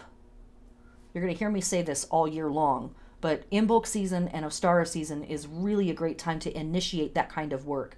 You don't have to do it all in a day. You're not gonna anyways. Do some cleanup work around your neighborhood or your waterways or water resources near you. Leave your phone in your pocket. Just do the work because it needs to be done, and because this is the world that you would actually like to be living in. And then spring kicks off with a crack and a surge of energy and a thrust of ideas and driving passions and urges for life and arguments about fighting for what you believe in and... Okay. It's spring, right? Aries is like that. Dominating most of the Ostara season, Aries demands that we open up and start experimenting with the combination of ourselves and the physical world. What is that combo? What happens when you mix you and the physical world? Listen to your body and give it what it wants. Remember, we are waking up after a long winter's hibernation. And that is super real, once again, talking about what we've experienced over the last year. A lot of us have been holding still. A lot of us have had our psychic energies, our psychic cycles and our psychological cycles and our emotional cycles, as well as our physical cycles, our financial cycles, really shrunk down into something very, very small. And now the world, the time, the seasons are asking us to open up again and be expansive and move and be bigger and have more parts. And you haven't done that in a while. You're going to pull a muscle, okay? Emotionally, physically, psychologically, you're going to pull a muscle. So please take your time, go slow, and listen to what your body is asking for. It might want more sleep. It might want weird food. It might want less sleep. It might want, who knows? Just listen. Give it what it wants. Perhaps a rite of passage or an initiation would help to tune you into this energy. It's time to summon the same audacity that the apple blossom summons, pushing its tender pink petals out from under the spring frosts, knowing there is a sunny day in the future, if it can just be tough enough to get there. But toughness alone will not turn a flower into fruit. It must be alluring enough to attract pollinators. So we don't want to just instantly turn into that Mars warrior energy thing. We don't want to just instantly be like, oh my God, I'm super aggressive. Very, very important to remember that Mars, the ruler, the planetary ruler of Aries, was a vegetation deity before they were ever a war deity. They were an agricultural deity before they were ever a war or fighting or violence or weaponry deity. Very, very important. In fact, that might make me mad.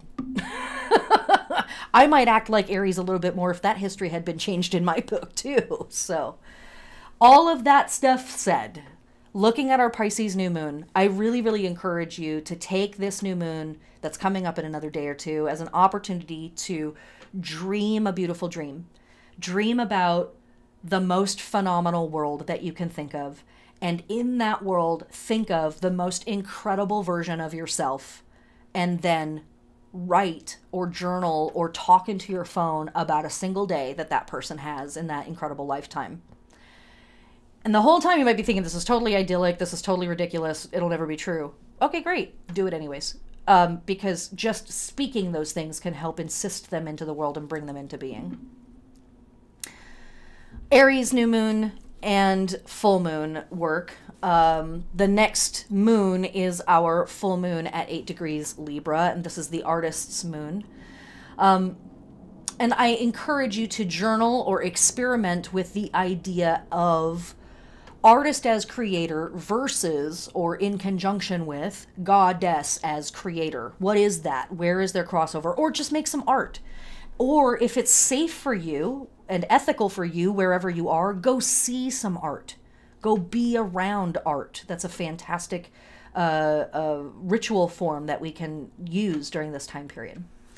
And then way out at the end of April, we have our new moon at 26 degrees of Aries. This is the infant moon. And I encourage you to write down 5 challenges that you would like to achieve this year. You might not achieve them, but that's not really the point. The point is trying, right? The point is leaping off the cliff and charging forward and jumping in and seeing what happens. The names for these moons all come from Raven Caldera's book, Moon Phase Astrology. I talk about it every time. It's a great book. Lots of really cool information about the various phases of the moon throughout the signs. And so for those of you who are working with your natal chart that happen to have your natal chart on hand, you can look at your chart and see, do you have anything in Pisces? This new moon might kick off a cycle for you in that portion of your life. Do you have any planets in Libra or in Aries? They might get lit up a little bit this year and every year, really. Ostara season maybe is really intense for you. Maybe your sun is in Libra or your sun is in Aries. And so every spring feels like a truly new rebirth or restart for you. Your birthday would in fact be in alignment with Spring Equinox somewhere-ish. And that's pretty cool. So you get to hit your reset button along with the whole Northern Hemisphere. So throw a dope party. But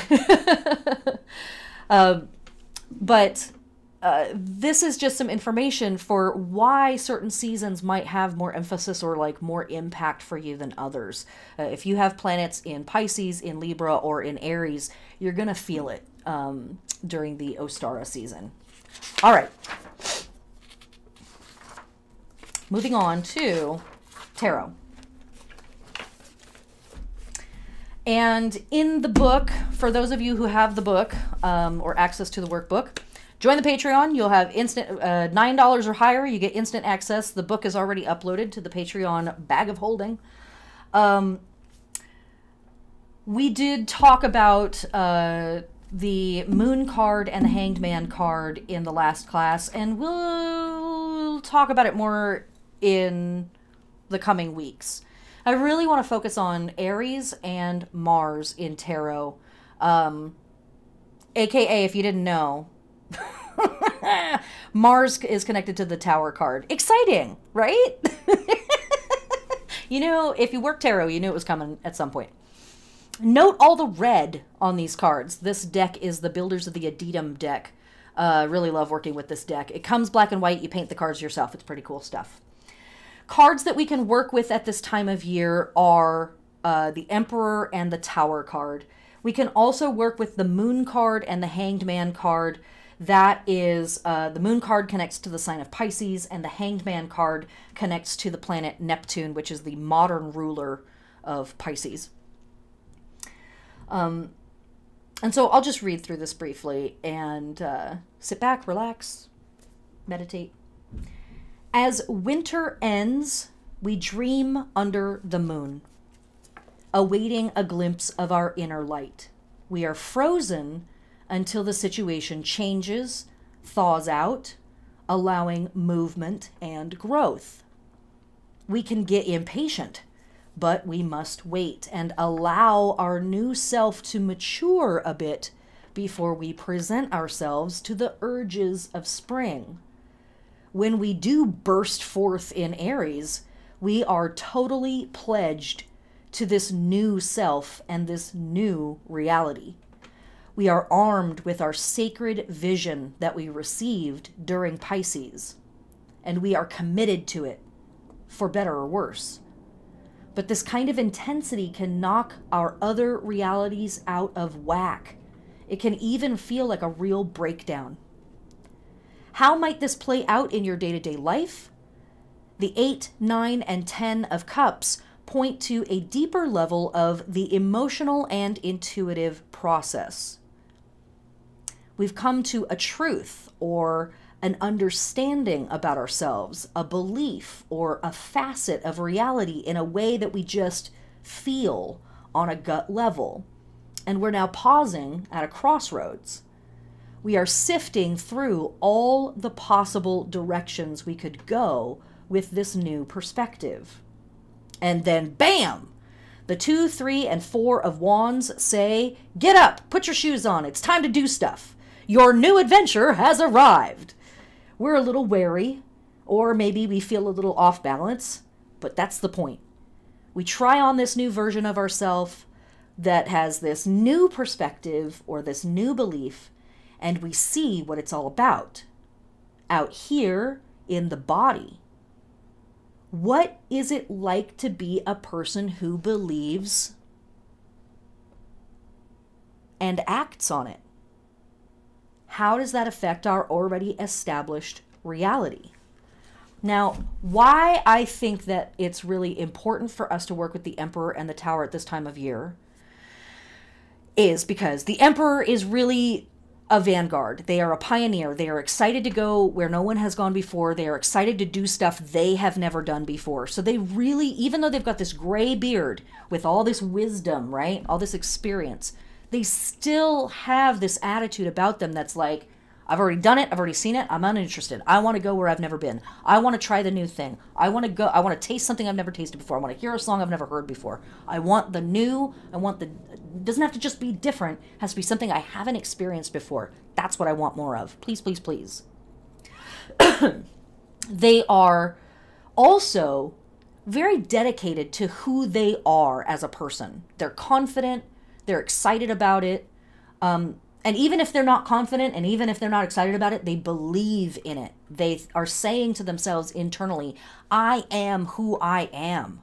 And I'm willing to like fight about it. I'm willing to like stand my ground here if I have to. I'm willing to like say something if it needs to be said. And that certainty can be a shock to the system. That certainty can be a shock to the people that are around us. Now, a lot of the time when we get the Tower card, we have to deal with this card. It's a very personal thing. It's about us having this shocking moment, about us receiving a truth that we are like not ready for. So sometimes the Emperor, with its certainty of its vision, we receive that vision and it's like, oh my gosh, is that really who I am? Oh, wow. Whoa. Am I ready to live up to that? Oh gosh, there's so many things that would have to like end or change for me to go for that vision. Whoa. And so we have this real intense kind of moment of like, oh no, sort of crisis with the Tower. But sometimes this experience is what's happening to the people that are around us. We are very definite. We are very confirmed. We are very strong and bold and brave, even brash in our stance of I am this. I am what I am who I am that I am that. Am I? I am. And this Tower card is speaking to the experiences that the people around us are having that had this very concretized version of what and who they thought we were in their head. And here we come with our bold new identity, who we deeply identify with. Internally, we're like, no, I am this. Trust. And externally, people are like, whoa, I had no idea that this was going on. You're freaking me out. I don't know how to deal with it. I can't deal with myself. And, you know, that's a them problem. but that can sometimes be the experience of this. And that those concepts, those types of things are really a lot of what's coming up for us magically at this time of year. This idea of, I am this thing. Am I this thing? I am this thing. I'm gonna be this thing. And I need to go in a place that I haven't been. I need to express myself in a way that I haven't been expressing myself. And some of that is shocking to me. The old parts of me are freaked out by that because they're like, oh, change, I'm unsettled, it's freaked out. And then sometimes that shock is coming from my community. My friends, my family maybe are like, whoa, you're coming out? Wait a minute, what's going on? But I made all these assumptions about you and you're changing. So all of that, in whatever way that manifests, is a lot of the work and the stuff that we're doing at this time of year. Here is a larger collection of our Ostara tarot helpers. It's Mars, and it's the Tower, and then it's also Mars in Aries, Sun in Aries, and Venus in Aries, which is the 2, 3, and 4 of Wands. This is also the 1st, 2nd, and 3rd deacons of Aries if you don't want to work with the planets. If you take Aries, it's 30 degrees, chop it up into 3 parts, that's 10, 10, and 10. So Mars in Aries, or the 2 of Wands would be the 1st chunk, the 3 of Wands would be the 2nd chunk, and the 4 of Wands would be the third chunk. Woohoo! Hi. So cool stuff. Great imagery to work with at this time of year. Really, really potent. Okay. That's a lot about Aries. That's a lot about fiery goodness that we are stepping into and that bold, brash thing that's going on. But let's scooch back a little bit and talk about Pisces and talk about some of the symbolism that is deeply embedded in our Ostara season stuff, but really does not relate to Aries and the Ram, but much more closely relates to the constellation of Pisces and the stuff that has been collected and connected to that. Okay. So, in particular, what I want to talk about here is eggs and the history of dyeing eggs, and where and how all eggs really kind of come out. Now, eggs and fish, that's pretty easy. There's definitely a connection there between eggs and fish. But what is humanity's history with eggs, and how long have we been using them as something magical and special? Well, let's talk about it for a second. These are pieces of ostrich eggs that have been dyed and scored with scratches, purposefully, drawings, from the Deep Kloof rock shelter approximately 77,000 years ago. The Deep Kloof rock shelter is found in South Africa, on the west coast of South Africa. There is another rock shelter nearby, which we'll talk about in a little bit, that really incredible stuff has been found as well. But in particular, we here have proof that humans have been doing cool things with eggs on purpose, with colors and with scratching, for 77,000 years. We do not know what the scratches or the patterns mean. We don't know how to interpret them necessarily, but they do exist. And one of the most common that we see are lines that go all the way around the egg and cross-hatching. And we see here some depictions of that. The smallest piece on the left are the actual fragments themselves, and then the two larger pieces that I have here are just where somebody has gone through and actually shows what the patterns are. It makes it a little easier to see that. So we don't know when or why humans started to dye eggs, but currently we can trace this practice back to at least 77,000 years ago. A common motif found on the eggs was a cross-hatching pattern.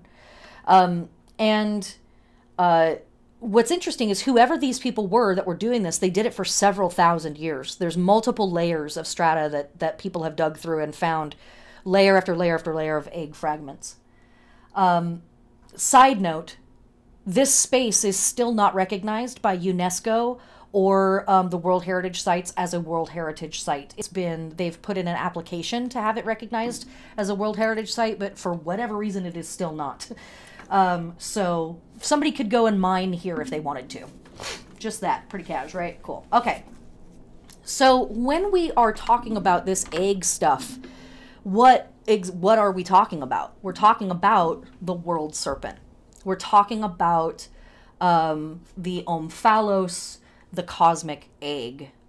For the last 8,000 years or more, eggs have been synonymous with birth and beginnings. Likely, the eggs have been synonymous with this idea for hundreds of thousands of years. We just have archaeological evidence that only goes back this far. The idea is the cosmic egg from which all life in the universe springs. Hens and rabbits have been the deliverers of these eggs in many myths, but further back we look into history, we see one creature as the source of all of the most ancient tales. It is the serpent. And the serpent, it is also the snake. This is sometimes also depicted with wings. And so who are we talking about? We're talking about the world serpent.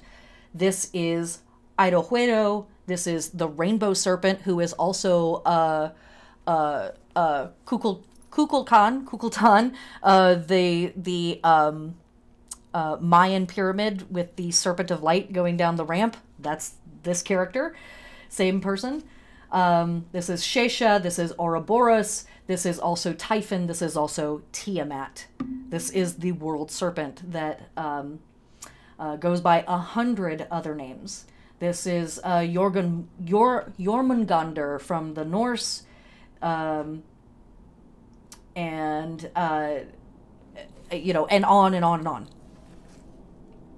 They hold the world within their coils, biting their own tail and creating the circumference of the known world. Today we see eggs as a central theme for Easter, Nowruz, and Passover, as well as Ostara and other springtime traditions. On the left, we have the Omphalos, the world serpent, holding the cosmic egg, and on the right, we have the cosmic egg as depicted by super ultra freak nun Hildegard von Bingen. Go check out her work. Wow. This is a Minoan fresco from approximately 3,700 years ago, showing mating partridges with their eggs underneath them that are dyed and colored. And potentially this was a symbol of fertility used in this Minoan fresco. So we have here also a Mycenaean vessel made from an ostrich egg and gold from approximately 3,400 years ago. This is a reliquary made from an ostrich egg with gilt gold and silver. This is approximately 700 years old. Going back in time, on the right, we see a Punic dyed egg, which is approximately 3,000 years old. These are all ostrich eggs, by the way.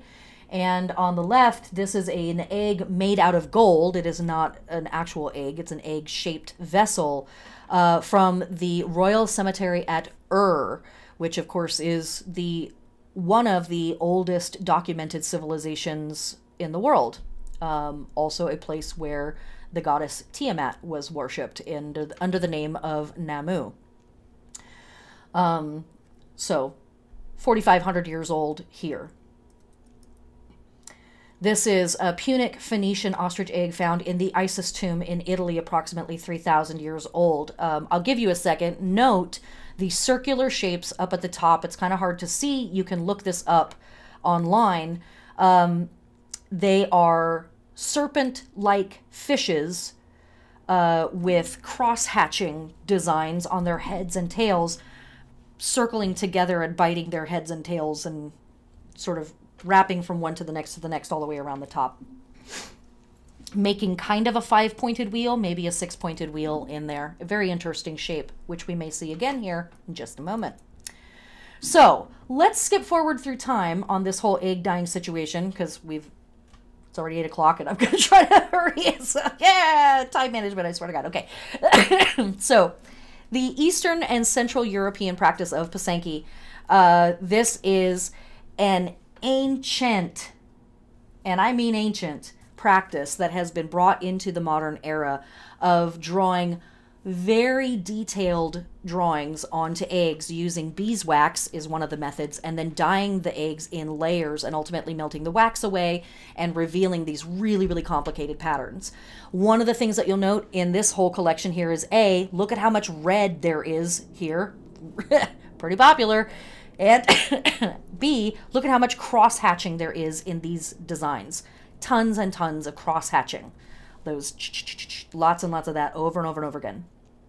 Big thank you, by the way, to the website pasenki.info. This is a woman who creates these eggs and has studied them for years, and she's got a ton of really cool information, way, way more than we could get into in this class, but definitely check it out if this is something that's of interest to you. So note that, right? Okay.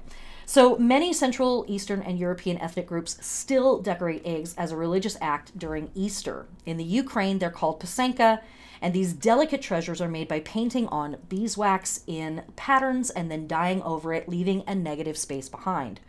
Archaeological evidence points to this being a pre-Christian tradition, probably in honor of the solar Slavic deity Dazbog, was literally his name, Dazbog, solar sun god, often represented by birds who, of course, lay eggs.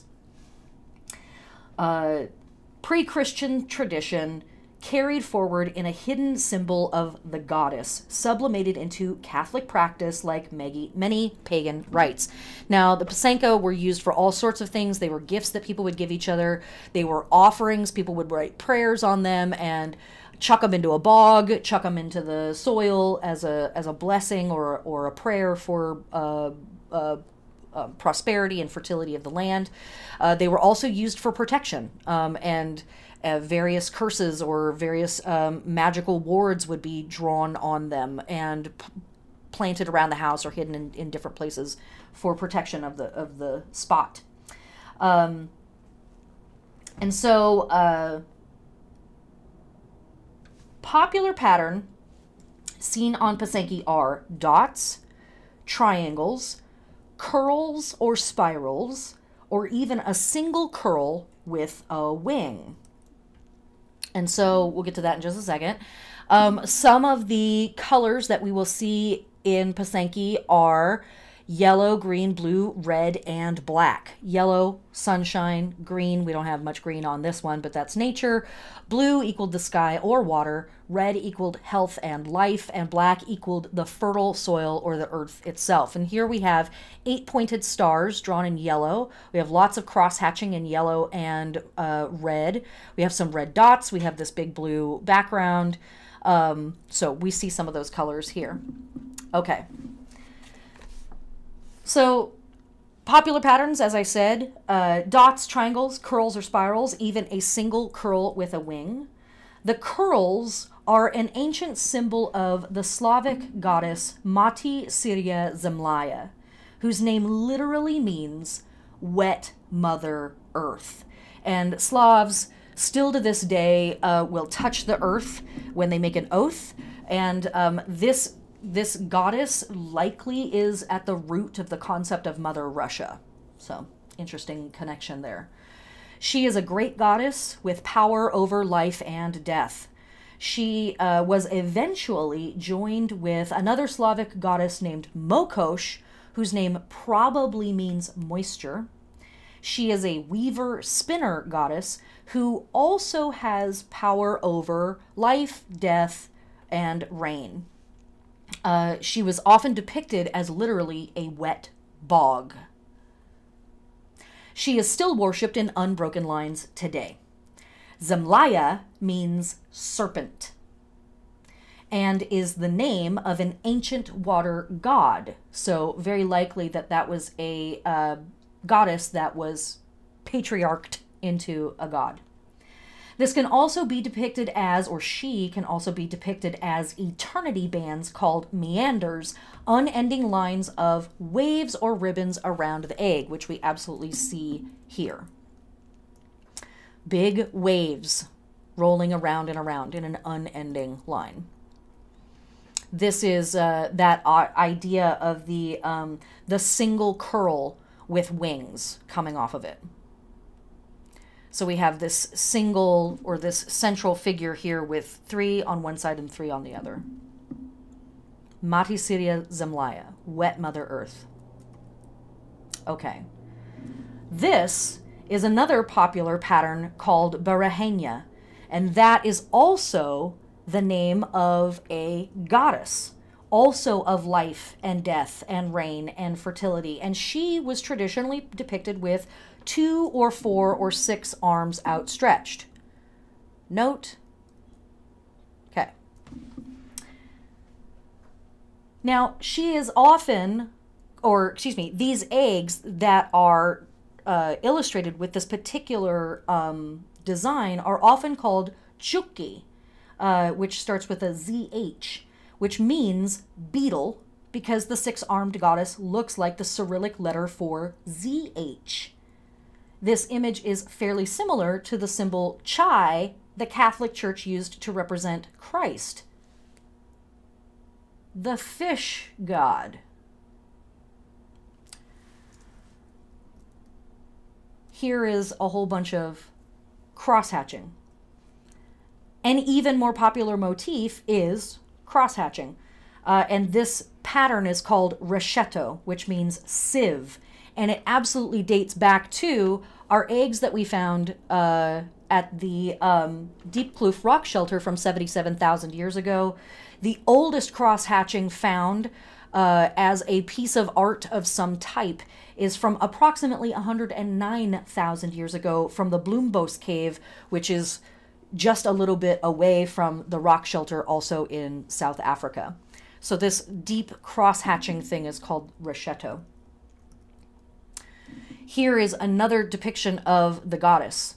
Now, what I think is really interesting here is squares, and in particular a rhombus, mean earth.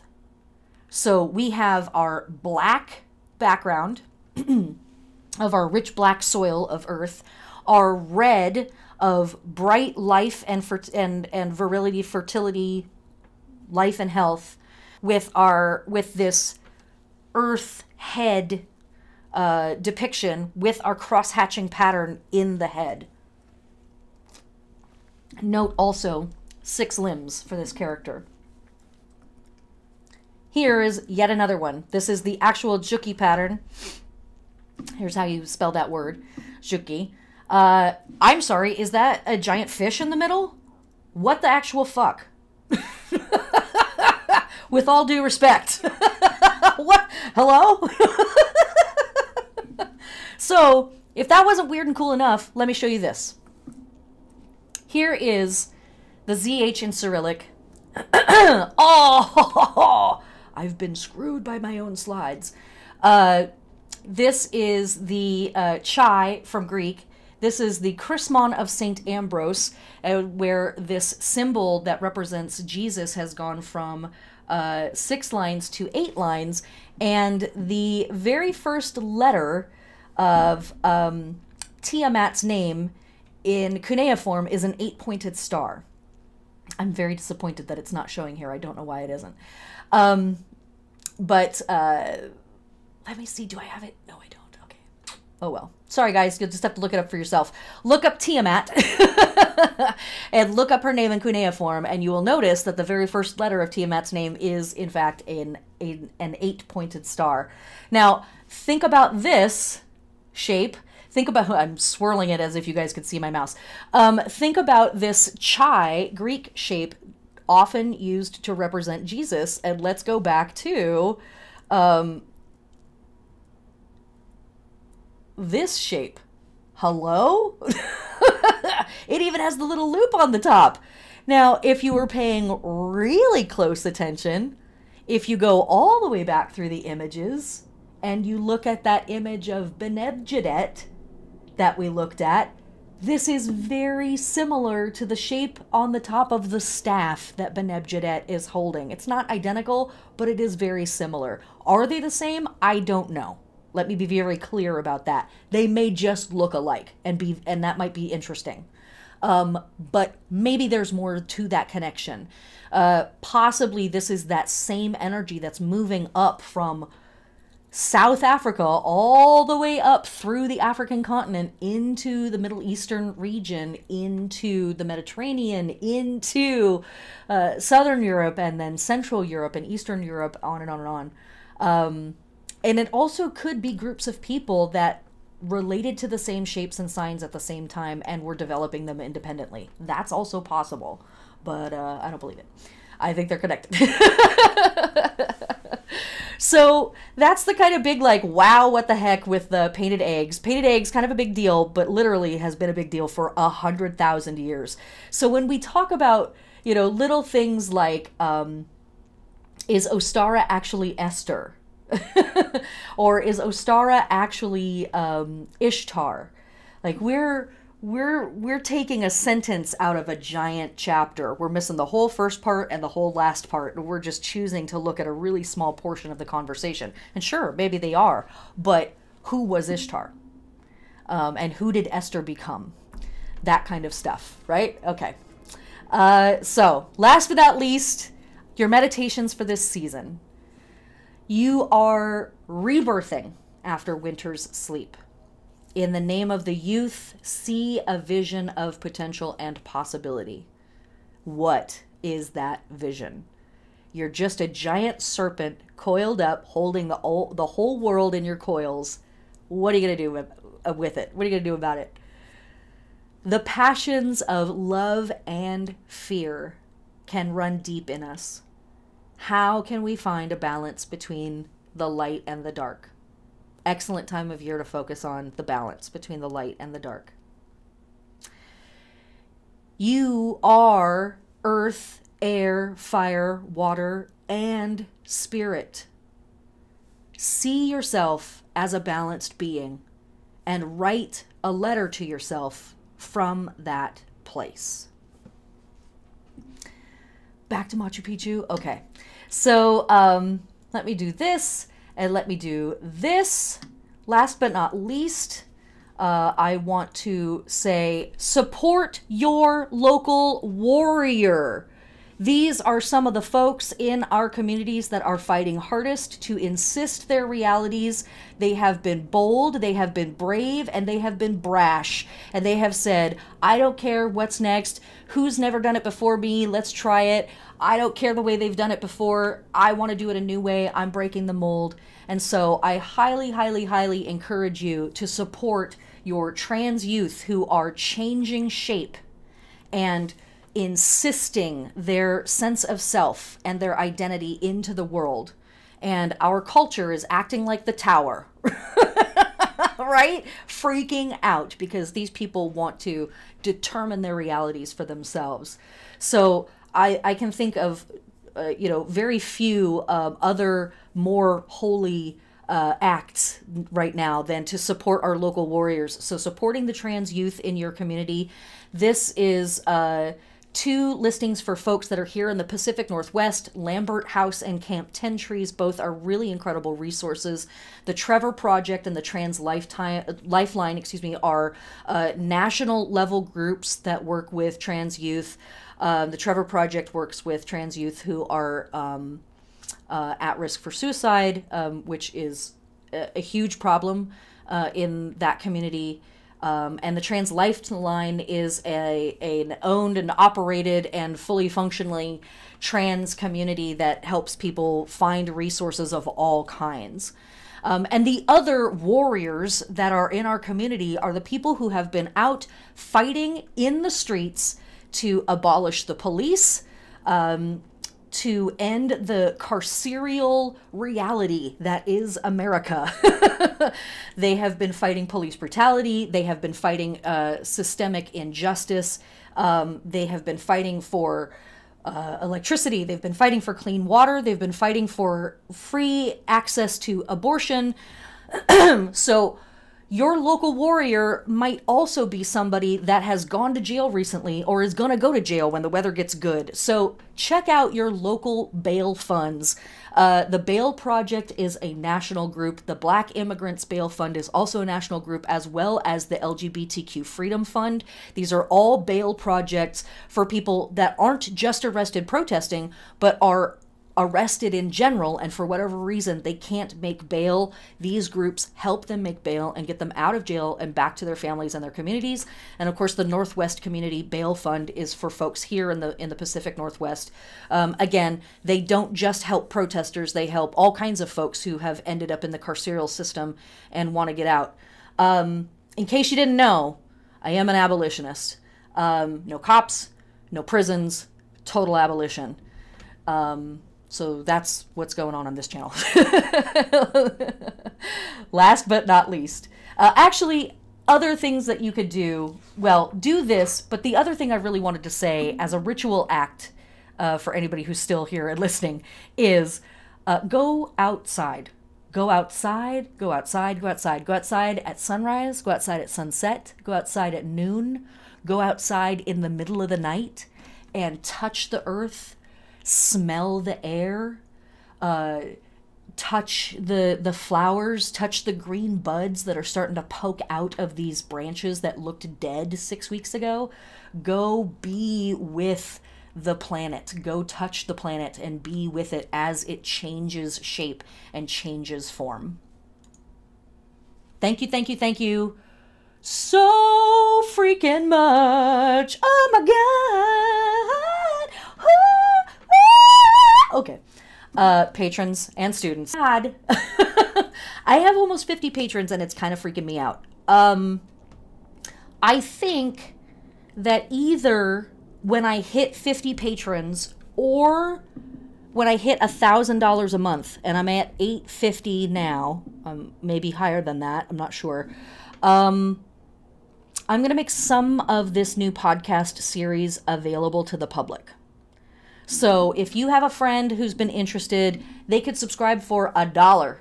Let's get me up to either 50 patrons or an extra 150 a month, and I'm going to start releasing some of those podcasts to the public. But thank you so much to everybody who supports me, supports this work. You are absolutely making it possible to make this free to all human beings across the planet. Pretty incredible stuff. That's pretty much everything, guys. I think that's enough. There's so much I left out. It happens every class. Oh my God. I freaking love it. All right. I love you guys. Thank you so much for being here and spending 2.5 hours of what is probably a beautiful evening wherever you are inside listening to me prattle on about rocks and eggs and snakes. I hope you have a fantastic Ostara season. Welcome back and welcome for your first time. Thanks for doing it again. Thanks for spinning the wheel. Thanks for participating. Thanks for keeping your hand in. Thanks for all of the work that you do in your community, for your family, for your friends, for yourself. Thank you for being a light in this world, and thank you for shining it. Thank you for doing that thing that nobody else is going to do in the way that you do it. That is the variety of life. That is the spicy spice. So thank you. I'm excited to be in community with you, and I'm excited genuinely for literally no good reason at all. I am so excited about this coming year and this next energy cycle that's coming up. Truly, I truly am. That is an honest thing. So thanks. Thanks for joining. Thanks for all the stuff. Last couple of little ads, and then we're out. You'll be able to watch this on this channel for free going forward. If you want the book, if you want the slides, if you want all the extra information, including the 8-week calendar and the weekly podcast that go super dive deep into the symbolism and the various holidays of this season, please join my Patreon. You can join for $1. $9 and up will get you access to the Patreon bag of holding that has all the folders and files and workbooks and calendars and stuff. My next class is only for patrons, and that is going to be Monday the 15th at 7 o'clock, I think.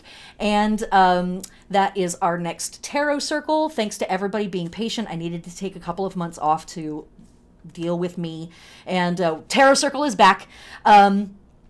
And this tarot circle, I haven't announced what it was. I didn't tell anybody what it was, so now you get to find out.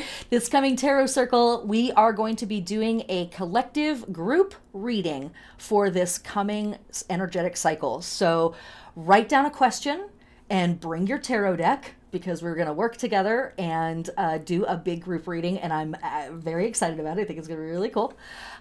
We have our new moon this weekend as well, so take some time for yourself to be at peace and be still and start your own personal energetic cycle up again. And then at the end of the month on the 23rd, or 21st, I guess I should say, we have Spring Equinox, and then on the 23rd, I will be kicking in my first, I'm very excited about this, 12-week Tarot 101 intensive. If you have wanted to study tarot with me, now is the time. I am taking applications, and the class is probably going to hold about 8 people. There are 2 slots available for anyone who is Black, Indigenous, person of color, anybody from our queer alphabet family, or anybody under the poverty line that would like to take this course, please come talk to me, send me an email, and let's talk about it. I've got 2 scholarships available for you at a radically discounted price. Patrons also get discounts on on this tarot course. Okay, that's it. Next podcast, I think, is tomorrow or the next day. So if you haven't had enough, there's more content coming literally in hours. All right. I love you guys. Mwah. Have a beautiful day. Have a beautiful night. And have a beautiful you. Ba-da-da-da. Da-da-da-da-da-da-da. Ba-da-da-da-da-da-da-da-da.